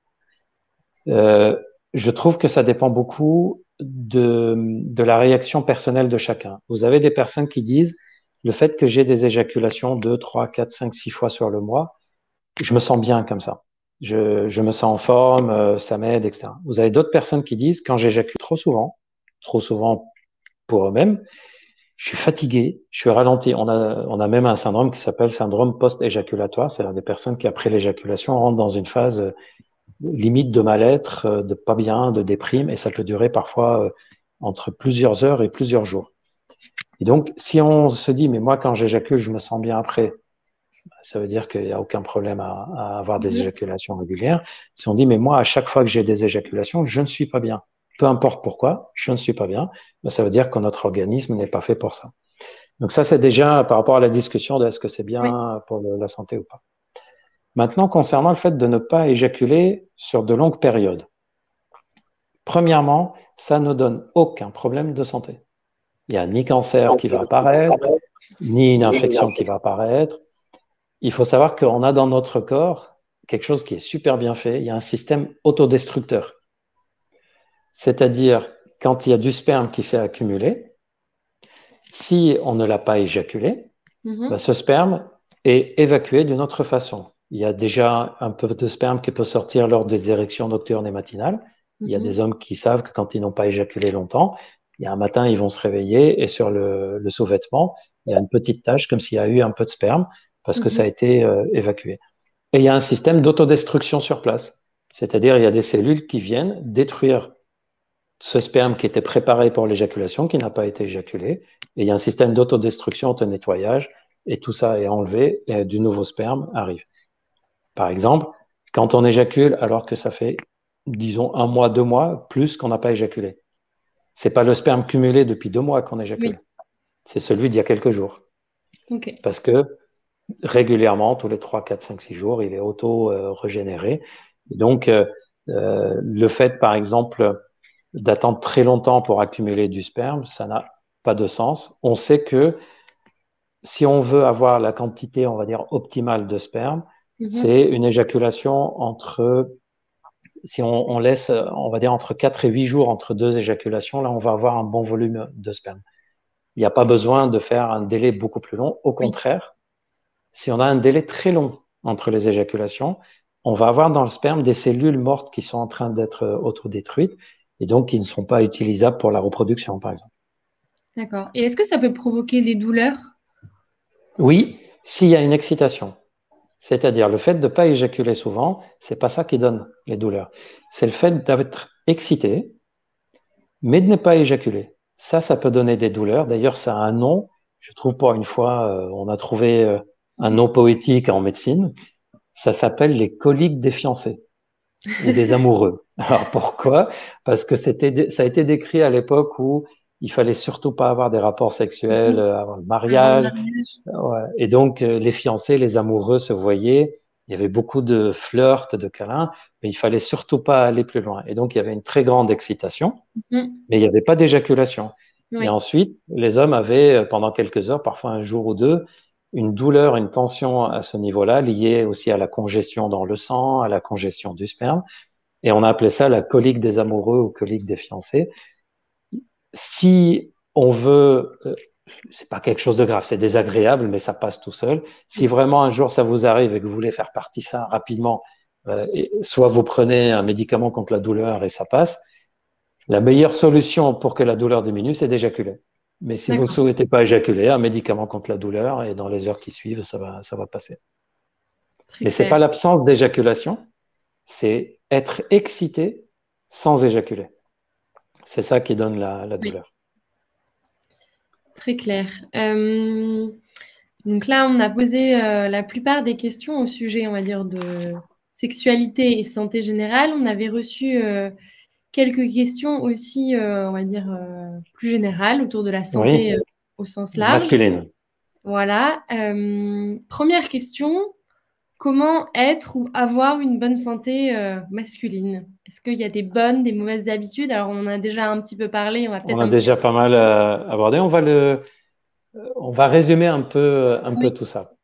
Euh, il y a deux versants, c'est-à-dire le fait d'avoir une bonne santé, quel que soit notre sexe, et il y a des spécificités au côté masculin. La bonne santé masculine euh, se résume surtout aux bonnes, on va dire, modes ou hygiène de vie, pour une raison simple, c'est que chez l'homme, une des causes de pas mal de problèmes de santé sur le plan général et sur le plan masculin typique, c'est par exemple le fait de prendre du poids au niveau du ventre. Mhm. C'est corrélé à pratiquement toutes les problématiques. On sait par exemple que ça augmente le risque d'avoir des maladies cardiovasculaires. Ça augmente le risque d'avoir un diabète. Ça augmente le risque d'avoir une andropause, le risque d'avoir des troubles érectiles, etc. Donc, je dirais, un des premiers trucs sur lesquels l'homme doit être vigilant, c'est cette histoire de ne pas accumuler année après année de la graisse au niveau du ventre. Et pour les personnes qui nous écoutent, c'est plus facile d'agir dessus avant la quarantaine. Après 40 et 50 ans, ne vous découragez pas. Si vous essayez de perdre du poids au niveau du ventre, vous allez avoir l'impression que c'est très long, que c'est presque impossible. C'est normal, il faut être persévérant et c'est quelque chose qui est pour du long terme. Donc, je dirais faire attention à ça. Et comment on fait attention à ne pas prendre du poids au niveau du ventre? C'est l'alimentation, Mhm. le moins de sucre possible, le moins de graisse possible, alimentation variée, prendre plaisir à ce qu'on mange, activité sportive régulière. J'entends des personnes dire, oui, mais moi, à mon travail, j'ai un travail très physique, je marche beaucoup, etc. C'est pas suffisant parce que c'est rare qu'au travail, qu'on fasse une activité continue sans s'arrêter pendant une heure. On va marcher, s'arrêter, monter un escalier, descendre, aller à tel endroit. Cuisiner. Voilà. Et puis, l'activité physique qu'on a dans notre travail, c'est très utile pour rester en bon tonus musculaire. Mhm. Par exemple, quelqu'un qui porte du poids, qui travaille dans dans la construction, etc., qui a un travail lourd, il va avoir un bon tonus musculaire. Mais c'est pas ce travail-là qui va avoir une activité physique qui provoque les sécrétions d'hormones de bien-être, par exemple. Mhm. Peut-être limite le contraire. Mhm. Et c'est pas cette activité physique qui va être continue et qui va aider à brûler de la graisse, etc. Donc, alimentation, activité physique, sommeil. Sachez que le mauvais sommeil est un facteur reconnu qui fait qu'on augmente le risque de prendre du poids au niveau du ventre. Donc, plus on a un bon sommeil, plus on arrive à perdre du poids. Donc, j'ai parlé du poids au niveau du ventre, accumulation de graisse abdominale, parce que ça agit sur pas mal de choses. Et j'ai dit que pour pas accumuler, alimentation, sport, sommeil. Le tabac. Entre le poids au niveau du ventre et le tabac, on a les deux facteurs les plus importants sur lesquels on peut jouer quand on est un homme, quand on veut préserver notre santé au long cours. Ce sont les deux facteurs qui donnent le plus de maladies et de décès, maladies cardiovasculaires, cancer, maladies hormonales, affaiblissement général, etc., maladies métaboliques, etc. Donc déjà, si on fait attention à ne pas prendre du poids au niveau du ventre, à avoir une activité physique régulière, bon sommeil et tabac, on a déjà réduit fortement le risque de pas mal de maladies Ouais. générales et sexuelles. Autre chose qu'on peut faire qui est rarement dit, parce que là, ce que je dis jusque-là, la plupart des personnes le savaient, peut-être pas de cette façon-là, mais le savaient. Allons plus loin. Le fait d'avoir des relations sociales, d'avoir un cercle d'amis, de discuter souvent avec des personnes, d'échanger, d'avoir une passion, de s'intéresser à des choses, c'est quelque chose qui est très utile pour préserver notre capacité mentale et notre capacité neurologique. Par exemple, ça c'est un truc qui est de plus en plus connu. Imaginons qu'avec l'âge, on entend un peu moins bien ou on a la vue qui baisse et qu'on n'agit pas dessus en disant, bon, c'est normal, c'est comme ça avec l'âge, ou j'ai des problèmes d'arthrose, je marche moins bien, je bouge mieux, moins, je vais moins me voir du monde et donc je m'isole un peu. Sauf que je vais travailler moins mon cerveau. Je vais avoir moins, par exemple, de discussions qui me font réfléchir. Je vais peut-être moins lire certaines choses. je vais voir moins de choses à l'extérieur. Et donc, mon cerveau, il va pas garder son sport, en fait, de continuer à travailler. Et donc, on augmente les risques des maladies de type démence, Alzheimer, etc. Il y a un facteur génétique, hein. Je dis pas, mais ça Mais favorise le fait que… gymnastique du cerveau est toujours bonne. Exactement. Donc ça, par exemple, on néglige souvent le fait de travailler cette gymnastique mentale. Même parfois le jardinage, le fait de vérifier comment vont les plantes, etc., au moins on travaille. Mais quelque chose de stimulant intellectuellement. D'où l'intérêt de bien soigner la vue et l'audition, parce que si on ne voit pas bien, on n'entend pas bien, on va être par exemple à un endroit et on ne va pas participer à la discussion et on va complètement partir dans nos idées et un peu à la fois notre cerveau, il va perdre de son élasticité de réactivité comme ça. Donc ça, c'est par exemple des choses qu'on peut faire. Le fait de s'exposer à la luminosité joue un rôle important sur tout ça, sur la santé osseuse, sur la santé hormonale, sur le bien-être, etc. Donc, quand on est un homme et qu'on veut prendre soin de nous, globalement, c'est déjà si vous faites attention, alimentation, poids au niveau du ventre, sport et tabac, vous avez déjà réduit de beaucoup le risque de beaucoup de maladies. Par exemple, le tabac, c'est pas que l'histoire du poumon ou l'histoire du cœur. Ça, c'est tout le monde sait que ça peut donner des cancers de poumon et maladies cardiaques. On oublie que ça donne aussi des cancers de vessie qui sont très pénibles à soigner, qui vont avoir des grosses conséquences sur le plan sexuel, par exemple. Donc déjà, poids, alimentation, tabac, sport. Ensuite, tout ce qui est bien-être personnel, sommeil, activité à l'extérieur. Ensuite, tout ce qui est psychosocial, garder une activité, des contacts avec l'extérieur, des passions qu'on a envie, ne serait-ce que faire des mots croisés, des choses comme ça, peu importe, mais de garder une activité mentale qui nous permet de garder le cerveau en alerte. Qui nous simule. Et qui stimule. Et d'ailleurs, pour info, quelqu'un qui garde ça, il va garder les centres de libido élevés aussi. D'accord. Parce qu'il va garder tout le côté instinctif, spontané, intuitif, et il ne va pas être seulement en mode rumination, cogitation. Or, la libido appartient à tout ce qu'on fait de type spontané, instinctif. Et alors, parmi les questions, on avait des personnes qui nous disaient qu'elles avaient, entre guillemets, une vie à 100 à l'heure, avec un rythme plus ou moins effréné, notamment professionnellement. Est-ce qu'il y a des choses à faire dans ce cas-là pour quand même essayer de préserver sa santé C'est vraiment un fléau. Ce que tu dis, Camille, tu n'as pas aidé d'ailleurs. S'il y a des personnes qui m'ont consulté, qui regardent, ils vont se reconnaître, ils vont me reconnaître dans ce que je vais dire là. Je dis souvent à des personnes, si je pouvais, je vous ferais qu'une seule ordonnance, c'est que vous soyez en vacances. Et ça réglerait tous vos problèmes. Sauf que moi, je peux pas faire cette ordonnance-là. Je pense pas qu'il y a beaucoup de médecins qui peuvent le faire. Et parfois, c'est pas possible. Par exemple, il y a des fois, on dit oui, je sais, je suis épuisé, mais j'ai 2 enfants, par exemple, à la maison. On a des soucis financiers en ce moment. À mon travail, j'ai une surcharge. En plus, il faut qu'on s'occupe de nos parents. Et quand on regarde, on dit, mais il y a presque rien comme préoccupation qu'on peut enlever. C'est presque tout est important. Et dans ces cas-là, il arrive d'ailleurs qu'on utilise des médicaments pour stimuler l'érection ou pour faire de sorte que l'éjaculation se passe bien ou la libido, tout en sachant qu'on n'aurait pas besoin de ce médicament si le mode de vie était différent. Oui. Alors pourquoi on utilise quand même le traitement? C'est juste parce que si on dit à la personne, bah, il faut attendre que votre rythme de vie soit meilleur pour que vous retrouviez une vie sexuelle harmonieuse, on va lui rajouter du mal-être au mal-être, quoi. Et donc, il n'y a aucun problème dans ces cas à utiliser de façon transitoire les traitements si on sent que au moins ça nous permet d'avoir le côté sexuel qui est vivant dans notre vie et qui nous aide. Comment faire pour le reste? En général, on conseille d'abord de s'asseoir tranquillement et de faire le point sur qu'est-ce que je fais. Et ensuite d'essayer de repérer est-ce qu'il y a des trucs qui sont prioritaires, absolus. Et bien, celles-là, c'est tout, on va les faire. Celles qui sont moins prioritaires, comment on peut faire pour les alléger, déléguer, mettre de côté? Ce qui veut dire accepter aussi l'idée qu'on ne sera pas parfait sur tout. Je prends un exemple courant. Les personnes qui tiennent à ce que leur boulot soit 100% bien fait, qu'ils s'occupent 100% de leur famille, qu'ils s'occupent aussi de leurs amis, de leur famille, etc. Mais il faut qu'ils acceptent l'idée qu'ils ne seront pas parfaits sur tout s'ils veulent alléger un peu le… Voilà, c'est pas possible. On est des humains et à un moment, il faut qu'on arrive à prendre du recul.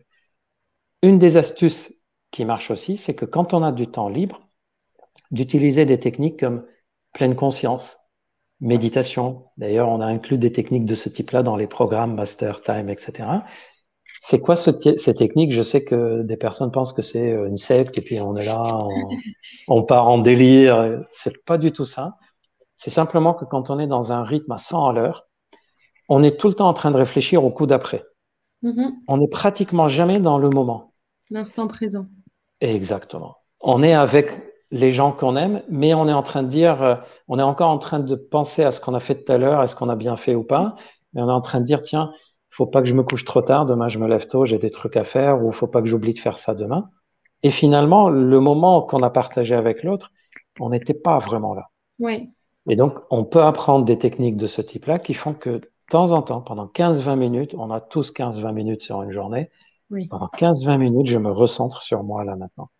Je fais retomber la pression, ce qui me permet de mieux gérer après. Et d'ailleurs, c'est une des raisons pour laquelle aussi sur Charles.co, les médecins peuvent parfois prescrire des consultations de psychothérapie, alors qui ne sont pas que pour de l'analyse psychologique, pour apprendre des techniques, auto-hypnose, méditation, gestion des émotions, gestion de stress, etc. Parce que des fois, on n'a pas les ressources naturelles de le faire tout seul et on a besoin d'un professionnel. Et ça aussi, c'est possible sur la plateforme. Et justement, pour rebondir là-dessus, alors je connais la réponse, mais je te pose la question quand même. Est-ce que le stress peut avoir un impact sur notre santé? Parce que souvent, on décorrèle un petit peu santé mentale et santé générale. Et Oui. en l'occurrence, quel est l'effet du stress sur la santé générale? Alors, on va préciser déjà de quel stress on parle. Un minimum de stress est nécessaire. Quelqu'un qui n'est pas stressé du tout, mais alors, du tout, allez, on va dire, il a pris de l'alcool, du cannabis, il est complètement détendu. C'est quelqu'un qui est limite inutile. Il est quasiment inefficace dans presque tout ce qu'il va faire. Donc, le stress n'est pas que mauvais. Oui. Le stress en lui-même, c'est une réaction naturelle pour nous permettre, par exemple, de faire attention, de ne pas oublier, qu'il ne nous arrive pas des problèmes. Donc, déjà, partons du principe que le stress en lui-même, en tant que tel, c'est pas un problème. Ce qui est un problème, c'est quand on est tout le temps dans le stress et à des niveaux élevés. Exemple, je suis en train de manger un repas avec des amis et je suis en état de stress parce que j'ai des trucs en ce moment qui me préoccupent. Je suis sur le trajet en rentrant du travail ou en allant au travail et je suis en stress parce qu'il y a des choses importantes. C'est le fait de ne pas avoir des moments où on décroche du stress qui peut avoir des conséquences. Donc, retenons l'idée que c'est l'excès de stress qui pose problème, pas le stress en lui-même. Par exemple, quelqu'un qui dans sa journée a un niveau de stress très élevé, mais qui en fin de journée arrive, grâce aux techniques qu'on disait tout à l'heure, à faire baisser tout ça et à profiter du moment, ne va pas avoir des conséquences majeures du stress. Alors, quelles sont les conséquences? Sur le plan de la santé générale, on sait que ça augmente. Le stress, ça fait sécréter dans notre corps beaucoup d'adrénaline, beaucoup de cortisol. Ce sont les hormones de stress. Ça va avoir des conséquences. Par exemple, le stress va fermer des artères. Donc, c'est comme ça d'ailleurs qu'il donne des troubles de l'érection parce que le sang ne rentre plus dans les érections. C'est comme ça qu'on peut avoir parfois limite une angine de poitrine à un moment de très grand stress parce qu'il y a une contraction des muscles. À la longue, ça peut donner des troubles, ça peut donner des crises de migraine ou des migraines qui sont répétées, des douleurs musculaires, des troubles digestifs. Et ça fait de sorte que si on a un problème de santé, ce problème de santé est un peu plus long ou un peu plus difficile à soigner parce que notre corps est comme en état d'inflammation chronique à cause du stress. Donc oui, il y a une conséquence sur l'état de santé général. Attention, on dit souvent que ça donne des maladies. On n'en sait rien. Il faut faire attention à ça. C'est pas le stress qui va déclencher et être la cause principale d'une maladie. Par contre, ça peut faire de sorte que cette maladie soit plus présente. Par exemple, on dit, à cause du stress, il y a eu du diabète. Il y avait probablement une prédisposition. Le stress a révélé cette prédisposition. Sans la prédisposition, il n'y aurait pas eu la maladie. Mais sans le stress, la maladie ne se serait peut-être pas révélée. Donc, c'est un mélange de tout ça. Sur le plan sexuel, petite remarque. Le stress, c'est l'ennemi de la libido en général. Oui. Il n'y a personne qui peut cogiter et avoir envie en même temps. C'est impossible. Mais, et ça on l'oublie souvent, il y a une tranche de personnes chez qui le stress donne une augmentation de la libido. Et c'est très étrange. Et c'est des personnes qui disent, oui, effectivement, dans les périodes où ça va pas, j'ai plus d'envie, j'ai même beaucoup plus d'envie. Simplement parce qu'à ce moment-là, la sexualité devient leur seul anti-stress, antidépresseur. Et donc, à ce moment-là, ce n'est pas une envie qu'ils ont de sexe, mais un besoin de sexe parce que c'est le truc qui leur permet de se détendre, de décrocher. Et il y a certaines personnes pour qui le stress augmente la masturbation. D'ailleurs, on peut devenir comme ça dépendant de la masturbation et du porno parce que c'est le truc qui les détend. N'oublions D'ailleurs, pas on que... a reçu une question d'une personne qui disait que justement, dans on va dire des moments de stress, elle avait une éjaculation. Est-ce que ça peut être lié à ça? Oui, oui, quand on a un niveau de stress élevé, alors il y a deux choses. On peut utiliser la masturbation pour s'apaiser, mais quand on a un niveau de stress élevé, on oublie que, pour répondre à cette histoire d'éjaculation qui vient par le stress, c'est rare, mais ça peut arriver. Mais on oublie qu'on a tous des symptômes de ce type-là quand on est enfant, pas l'éjaculation. Quand on est gamin, qu'on nous dit tu dois aller chez le dentiste, ou tu es convoqué chez le directeur, ou tu dois aller à tel endroit, on va pisser 3-4 fois alors qu'on n'avait pas envie d'aller aux toilettes. Parce que cette zone-là se contracte. Oui. Quand on a un rendez-vous important, on attend et on a envie d'aller uriner alors qu'on a uriné une demi-heure avant. Oui. En fait, il y a un lien entre notre zone de périnée, vessie, prostate, etc., et l'état de tension mentale. Chez les animaux, un chien adulte qui a une émotion forte peut parfois perdre 1 ou 2 gouttes de sperme ou perdre 1 ou 2 gouttes d'urine. Chez les chats aussi. Donc, il y a un lien entre le périnée et l'état de tension mentale. Et d'ailleurs, les hommes qui ont une éjaculation rapide et qui se soignent, qui utilisent par exemple le programme Time, tous se rendent compte que parmi les exercices, il y a des exercices pour apprendre pour que cette tension mentale qu'on a ne provoque plus de contraction au niveau de la zone du périnée. Okay. Et qu'on arrive à relâcher le périnée et bien sûr à diminuer la tension mentale. Personne ne sait pourquoi il y a un lien entre le périnée et le mental, mais il y a un lien évident. Il y a beaucoup de personnes qui vont voir des urologues, des femmes, des hommes. Ah, j'ai des problèmes urinaires. Et il leur dit, bah, c'est le stress. C'est juste parce que ça fait contracter cette zone-là. Et quelquefois, c'est sur le sperme que ça arrive et pas sur les urines. Oui, c'est lié à la situation et c'est pas vraiment un problème physiologique. Ah oui, non, on trouve aucune anomalie quand on fait des examens comme ça. La seule anomalie qu'on trouve, c'est qu'il y a un état de tension musculaire et mentale excessif dans le corps. Et donc, il faut apprendre à régler ça. D'ailleurs, les traitements qu'on utilise dans ces cas particuliers sont exactement les mêmes et les mêmes techniques que pour un homme qui a une éjaculation précoce, pour apprendre à enlever le niveau de tension mentale et physique. D'accord. On nous a demandé aussi donc, des techniques, on va dire, pour limiter le stress.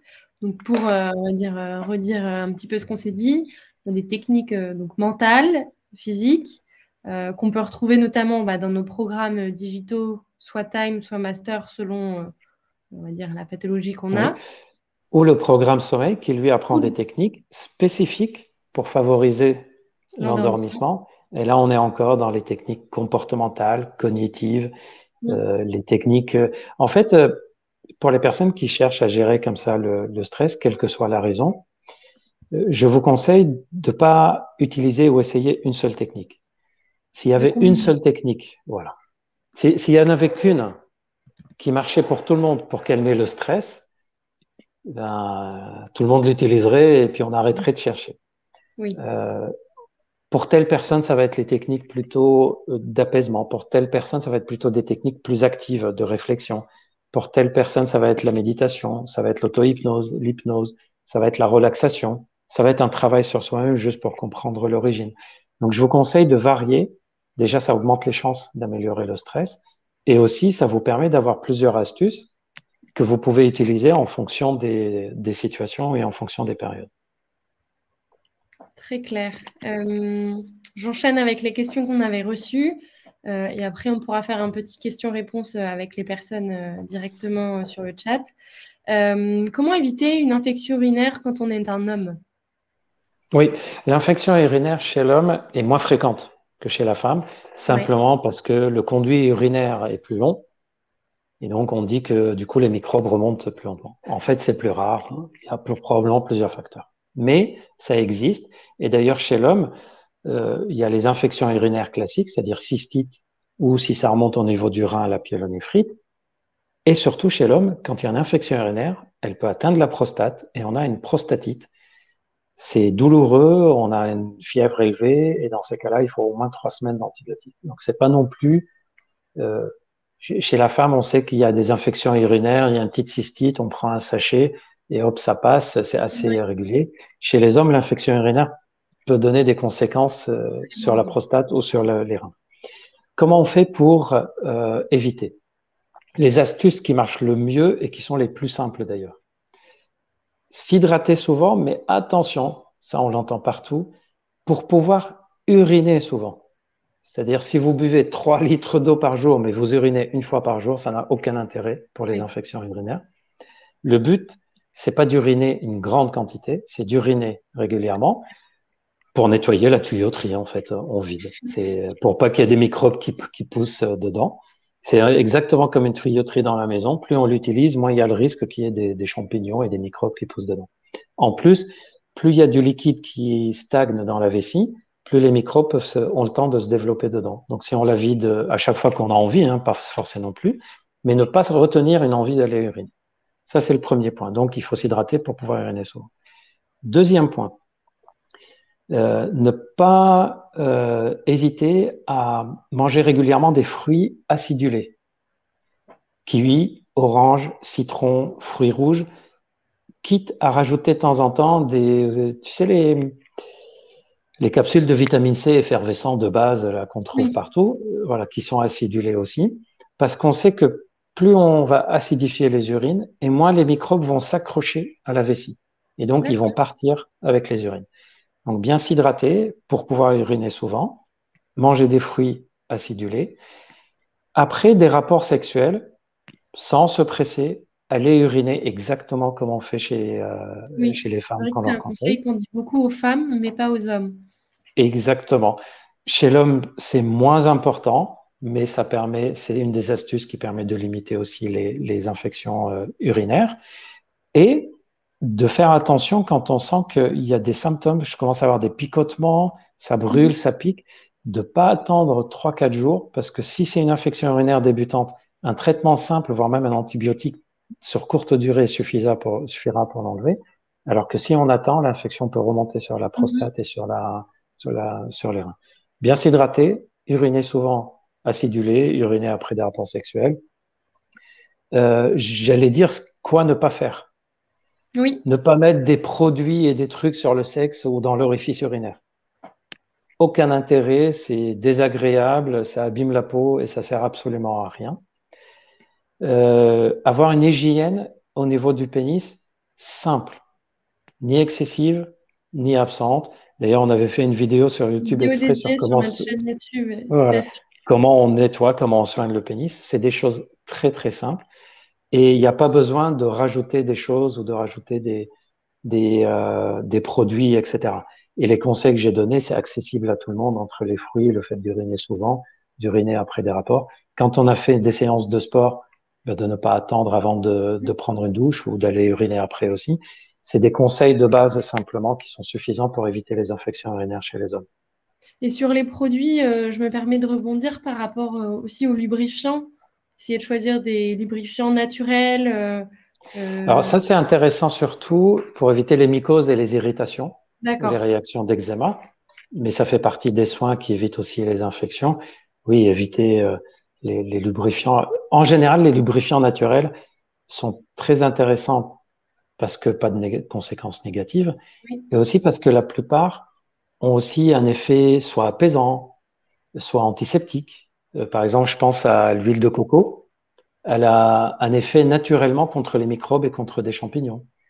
L'huile d'argan qui a un effet réparateur, par exemple, quand on l'utilise sur cette zone-là, et utiliser des lubrifiants, la vaseline de base ou autre. Éviter au maximum les lubrifiants avec des produits chimiques dedans, par exemple lubrifiant avec un goût de pina colada et qui est totalement chimique ou des trucs comme ça. effectivement, ça limite les lésions à ce niveau-là. Ça évite pas les infections urinaires, ça n'a pas un lien direct, mais pour les mycoses et les lésions de type eczéma ou quoi, oui, ça joue un rôle. D'accord. Je pense qu'on a fait le tour des questions, on va dire, posées via le formulaire d'inscription. Oui. J'ai une remarque, si tu veux bien, de santé générale masculine.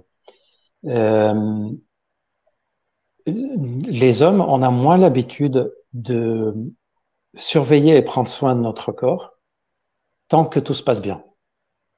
Et d'ailleurs, il y a un vieux proverbe qui dit que le corps de l'homme, de l'homme, donc je parle masculin, le corps, c'est comme une monture dans un voyage. La première moitié du voyage, il n'y a pas de problème, il va nous aider. C'est comme si on était sur un cheval et qu'on voyage, ou un chameau, ou un poney, ce que vous voulez, et on avance.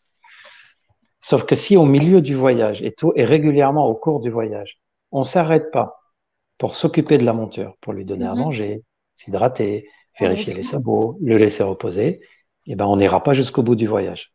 Il va nous planter. Et le corps, c'est pareil. Il faut régulièrement et pas attendre que ça soit épuisé pour prendre soin du corps à ce moment-là. Or, nous, les hommes, on n'a pas l'habitude, probablement parce que, par exemple, contrairement aux femmes, on n'a pas les règles qui arrivent à l'adolescence et donc forcément, on s'intéresse, on prend soin.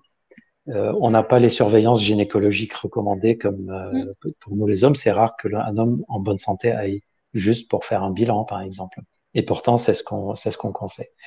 Et donc, on va essayer, et j'aimerais beaucoup qu'on arrive avec Charles Poinco à monter quelque chose pour les hommes, par exemple, de pouvoir régulièrement avoir des questionnaires qui nous permettent de savoir est-ce que j'ai des débuts de symptômes de maladies hormonales, est-ce que j'ai des débuts de symptômes de maladies urinaires, prostatiques, de maladies cardiaques, respiratoires, de maladies neurologiques, et de pouvoir de chez soi avoir ce soin régulier 1 ou 2 fois par an, avoir une surveillance. Dans quel cas, est-ce que c'est recommandé pour moi de faire une prise de sang, même si je suis en bonne santé, est-ce que c'est recommandé ou pas pour moi? Est-ce qu'il y a des dépistages à faire dans mon cas ou pas? Par exemple, il y a des maladies qu'on ne peut pas voir, ni par des questionnaires, ni quoi que ce soit, c'est uniquement en faisant un examen. L'hypertension artérielle, par exemple, c'est qu'en prenant la tension qu'on va la détecter.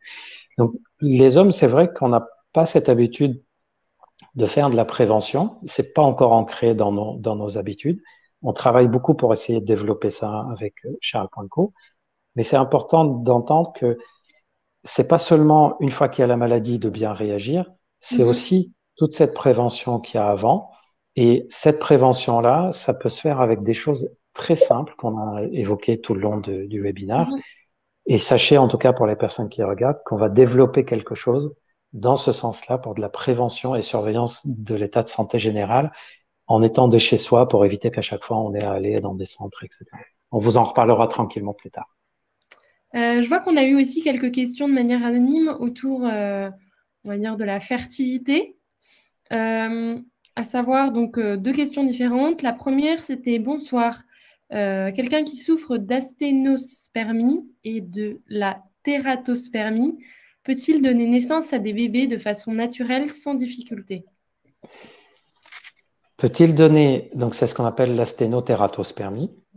Pour dire aux personnes qui ne savent pas de quoi on parle, asténotératospermie, ça veut dire qu'il y a des spermatozoïdes a priori en quantité suffisante, mais ils ne bougent pas beaucoup, donc asténiques, d'où le mot asténospermie. Tératospermie, ça veut dire que les spermatozoïdes présents n'ont pas une forme normale et donc ne peuvent pas féconder. Donc même s'il y a beaucoup de spermatozoïdes, il y en a très peu qui sont actifs et qui sont capables de reproduire. Est-ce que c'est quelqu'un qui peut avoir un enfant de façon naturelle? La réponse est oui. Sans difficulté, la réponse est non. Ce que je veux dire par là, c'est que les chances sont diminuées, mais elles ne sont pas de zéro. Je vous rappelle qu'à chaque fois qu'il y a un rapport sexuel, chez quelqu'un qui a un spermogramme normal et avec une personne qui n'a aucun problème d'ovulation ni quoi que ce soit sur le plan gynécologique. À chaque fois qu'on a un rapport sexuel, on a à peu près 20% de chances d'avoir une grossesse. Quand tout va bien. C'est pour ça qu'on dit que c'est la répétition des rapports sexuels qui augmente les chances d'avoir un enfant. Tout à fait. Asténotératospermie, les 20% de chances d'avoir des enfants par rapport sexuel vont diminuer à 10, 5, 3%. Donc, effectivement, c'est possible, mais les chances sont diminuées. Et sans améliorer ou sans aider la sténotératospermie, le projet de grossesse peut mettre très longtemps avant de se faire de façon naturelle. Mais c'est possible. Très clair. Et alors, cette même personne nous a posé une seconde question, à savoir, qu'est-ce qui peut expliquer le fait que le résultat d'un Spermogramme. puisse se dégrader rapidement? Alors, est-ce que ça peut être lié notamment à des traitements? Alors, le spermogramme est déjà naturellement variable, c'est-à-dire quelqu'un qui n'a aucun problème, à qui on fait un spermogramme tous les 3 mois, puisqu'on fait les spermogrammes à 2 mois et demi, 3 mois d'intervalle, puisqu'il faut 75 jours pour que les spermatozoïdes se renouvellent. Donc, si on fait un spermogramme et qu'on le renouvelle un mois après, on est encore en train de regarder à peu près les mêmes spermatozoïdes que ceux d'un mois avant. Donc, toujours un délai long. C'est pénible à attendre, mais la nature est faite de sorte qu'il nous faut 75 jours pour renouveler les spermatozoïdes, premièrement. Quelqu'un qui n'a aucun problème, si on lui faisait un spermogramme tous les 3 mois, on n'aura jamais le même résultat. Il y a toujours des variations qui dépendent de plein de choses, de l'état de forme du moment, de la fatigue, du sommeil, de est-ce qu'on a fumé, est-ce qu'on a mangé, etc. Donc, c'est déjà quelque chose de variable. Si c'est une dégradation très rapide, soit c'est une variation qui est temporaire, et donc le prochain spermogramme va montrer que ça y est, de nouveau, c'est remonté. Mais les explications, ça peut être effectivement, certains traitements peuvent donner ça, mais c'est des traitements lourds. Hein. Il faut, par exemple, une chimiothérapie, des médicaments contre des maladies hormonales, des traitements anti-hormonaux, etc. Donc, c'est pas des traitements bénins, simples qu'on prend comme ça à la légère. Ça peut être aussi des toxiques auxquels on a été exposé sans s'en rendre compte à notre travail, si on travaille dans un endroit où il y a des produits chimiques. Ça peut être l'exposition à la chaleur. Par exemple, on sait que les personnes qui travaillent proche d'une chaleur, dans des fourneaux, des boulangers, etc., ils peuvent avoir des spermatozoïdes qui s'abîment vite parce qu'il ne faut pas que la température augmente au-dessus de 37 degrés. D'ailleurs, une des méthodes de contraception masculine, c'est le fait d'augmenter la température au niveau des testicules. Exactement. Ou l'anneau qui rapproche les testicules du corps pour qu'ils soient au chaud. Donc, ça peut être des choses de ce type-là, comme ça peut être une dégradation qui allait de toute façon arriver pour des raisons diverses, un état de santé. Par exemple, il y a des maladies qui peuvent impacter ça. Le diabète peut impacter la fertilité, certaines maladies neurologiques, certaines maladies vasculaires, immunologiques, etc. Donc parfois c'est le traitement, parfois c'est la maladie en elle-même. S'il y a une variation très importante entre premier et deuxième spermogramme à quelques mois d'intervalle, la première chose qu'on fait, c'est recontrôler. Dans beaucoup de cas, c'était juste un passage et ça remonte. Et est-ce que ce type de, on va dire, de problème lié justement à la qualité des spermatozoïdes, ça traduit un état de santé ou des problèmes de santé? Est-ce que ça peut être juste? Il faut rechercher. Si c'est confirmé, d'ailleurs, aucun médecin ne se base sur un spermogramme unique. Il faut qu'il y ait 2 spermogrammes qui montrent à 2 reprises une altération pour dire oui, il y a un problème. Parce qu'on peut tous avoir des périodes où notre spermogramme est moins bon. Tous. Pour différentes raisons. Si on a 2 spermogrammes à 3 mois minimum d'intervalle et les 2 spermogrammes montrent une anomalie, ça peut être le signe qu'il y a une maladie quelconque. Par exemple, il peut y avoir des microbes au niveau des testicules, ça peut être des anomalies génétiques, etc. Mais dans beaucoup de cas, on ne trouve pas la cause. Pas parce qu'il n'y en a pas, parce que de nos jours, on ne sait pas les détecter. Par exemple, on ne sait pas détecter les toxiques environnementaux qui bloquent la spermatogénèse. Par exemple, il a fallu des années pour comprendre que la mucoviscidose, qui est une maladie qui touche les poumons, mais certaines mucoviscidoses peuvent toucher seulement la zone de reproduction. Et donc, c'est des choses vraiment très spécifiques qui peuvent arriver à ce niveau-là, d'où l'intérêt, quand on a vraiment une anomalie, que ça soit des médecins spécialisés qui gèrent ça.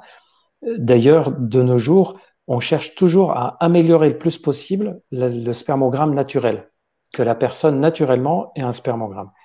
Sauf que comme on sait qu'on n'y arrive pas chez tout le monde, on a encore toutes les techniques pour dire, OK, avec le peu de spermatozoïdes qu'il y a, on va faire par exemple une fécondation, une insémination, une ICSI, ce qui va permettre à ces spermatozoïdes de donner une reproduction. Donc, d'ailleurs, petite remarque à ce niveau. on entend souvent dire que le stress donne ça, donne des problèmes. On le dit pour les femmes, ah, mais c'est parce que tu es trop stressé. C'est quelque chose qui n'a pas été prouvé. Et d'ailleurs, en médecine, malheureusement, et en général en société, dès qu'on ne sait pas, on dit que c'est le stress. C'est vrai Si que on c'est sait la pas, solution facile. voilà. Si on ne sait pas, c'est qu'on ne sait pas. Il y a de nos jours des choses en médecine qu'on ne sait pas. En fertilité, il y a beaucoup de trucs qu'on sait, mais il nous manque plein de connaissances. Par exemple, pourquoi telle personne a une asténospermie alors qu'on trouve aucune cause? Eh bien, il y a des fois, on ne trouve pas. Ça s'arrange, on ne sait même pas pourquoi ça s'est arrangé. On sait que le mode de vie joue un rôle. On sait que le tabac joue un rôle, le cannabis joue un rôle, le poids joue un rôle, les maladies chroniques jouent un rôle. Mais des fois, on n'a aucune explication. Et dans ces cas-là, il n'y a que le fait d'utiliser les techniques d'aide à la procréation qui vont être nécessaires. Donc, il y a des produits aussi, alors des compléments alimentaires qui semblent apporter un peu. Le zinc a été prouvé un minimum là-dedans. Le Tribulus terrestris a été utilisé depuis des siècles pour ça. Il y a quelques produits. Parmi les choses qu'on peut faire aussi, c'est de s'éloigner le plus possible de tout ce qui est environnement toxique. Je parle au sens physique. Par exemple, d'aller faire des balades au bord de la mer, dans des forêts, ce qui nous permet de ne pas être imprégné par les toxiques qu'on a dans les vies de ville. De nos jours, il nous manque des connaissances là-dessus, clairement. D'accord. Et puis surtout, la recherche évolue toujours et on apprendra Absolument. Je peux encore de vous dire nouvelles qu'entre le choses. moment où moi j'ai appris, j'ai fait mes cours d'andrologie et tout ce que j'ai appris sur la fertilité aujourd'hui, mes cours de l'époque, ça représente à peine 20% de nos connaissances d'aujourd'hui, clairement. C'est ça qui est fascinant et qui est très intéressant aussi, c'est que voilà, on n'a pas fini d'apprendre de nouvelles choses. C'est vrai. Et en plus, on se rend compte que la recherche, et plus on progresse, on se rend compte que oui, il nous faut de la vraie technologie, des médicaments de plus en plus ciblés, du matériel d'examen qui nous permettent de mieux comprendre. Mais plus on progresse et plus on se rend compte que les méthodes, entre guillemets, de soins naturels de soi-même ne sont pas si anodines que ça. Le fait comme on disait tout à l'heure, d'avoir une activité physique régulière, de ne pas prendre du poids, d'aller se balader dans des endroits loin des toxiques, d'avoir un bon sommeil, etc. Mais finalement, plus on progresse dans la science, plus on se rend compte qu'il va falloir s'occuper de ça vraiment de façon plus intéressante encore dans les années à venir. Et pour te dire à quel point, alors là, on parle de la fertilité, mais par exemple, on a démontré chez des personnes de plus de 70 ans, donc on pourrait se dire, bah, à cet âge-là, tout est figé quoi, hein, dans le corps. Bah, le fait de reprendre soin de nous-mêmes, on peut récupérer jusqu'à 20 à 30% des capacités corporelles. Chez des personnes qui étaient à l'âge de 70 ans, à l'impression que bah, ça y est, tout est dans le corps, tout est figé. Quoi. C'est jamais trop tard pour prendre soin de soi-même, jamais. C'est bien de le dire. Il faut commencer tôt aussi. Commencer tôt, tant que possible, et commencer à tout moment, c'est toujours gagné. Oui, aussi. Et vous pouvez commencer, arrêter, vous décourager, reprendre, peu importe du moment que vous y revenez régulièrement, sans se mettre la pression dessus. Et bien sûr, plus on commence tôt, plus on a des chances que le corps soit réceptif à ça plus tard. Mais je vous ai dit, même à 70 ans, il y a des études qui ont montré que des personnes qui n'avaient plus d'activité physique, qui ne prenaient pas de soin d'eux, à 70 ans, ils ont été coachés pour le faire et on a gagné 20-30% des capacités. C'est incroyable. Et je Le crois que corps ça va humain est être... extraordinaire, comme ça a été dit tout à l'heure. Oui. Et je pense que là, on a le mot de la fin. En tout cas, pour toutes les personnes qui avaient des questions concernant l'éjaculation précoce ou même les troubles érectiles, puisqu'il y en a eu quand même quelques-unes, n'hésitez pas à consulter un médecin sexologue sur la plateforme charles.co ou même à vous renseigner. Je vous ai mis les liens des différentes thérapies digitales qu'on propose pour trouver des solutions, donc soit au cas par cas, soit en tout cas prendre en compte toutes ces techniques mentales dont on parlait tout au cours du live. Et corporel, il y a des exercices. D'ailleurs, dedans, on explique quel type de sport est utile pour l'éjaculation, pour l'érection, comment on travaille le périnée, etc. C'est le fonctionnement de l'être humain, l'être masculin, puisqu'on parle du sujet ce soir, c'est un tout. Il faut être bien dans la tête pour être bien dans le corps. Il faut travailler le corps pour que la tête soit bien. C'est vraiment un équilibre global.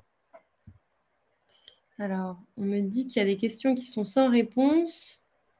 Ah, c'est lesquelles? Pour Ah, le il y a une Covid, on question a qui répondu. est, il y a la question de la personne qui a une éjaculation au moment des émotions, par exemple, en plein Oui. d'interrogations en classe.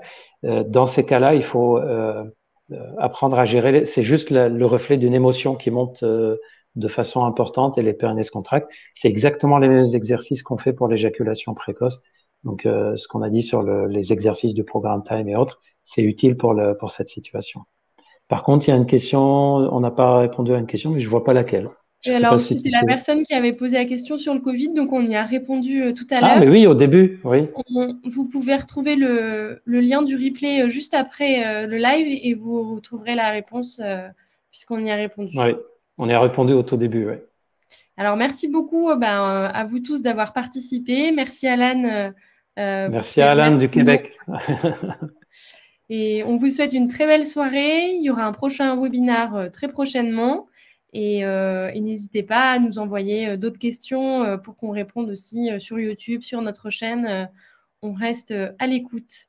Merci On Gilbert. fera, on fera d'autres webinaires sur d'autres sujets Tout à et fait. on va élargir vraiment vers la santé masculine au sens large. On vous tiendra au courant. Merci beaucoup, Camille. Merci tout le monde pour les questions intéressantes et pour nous avoir suivis et nous avoir regardés. Et le plus important, prenez tous bien soin de vous. On l'a dit tout le long de la soirée. Bonne soirée à tous. Merci. Au revoir tout le monde. Merci.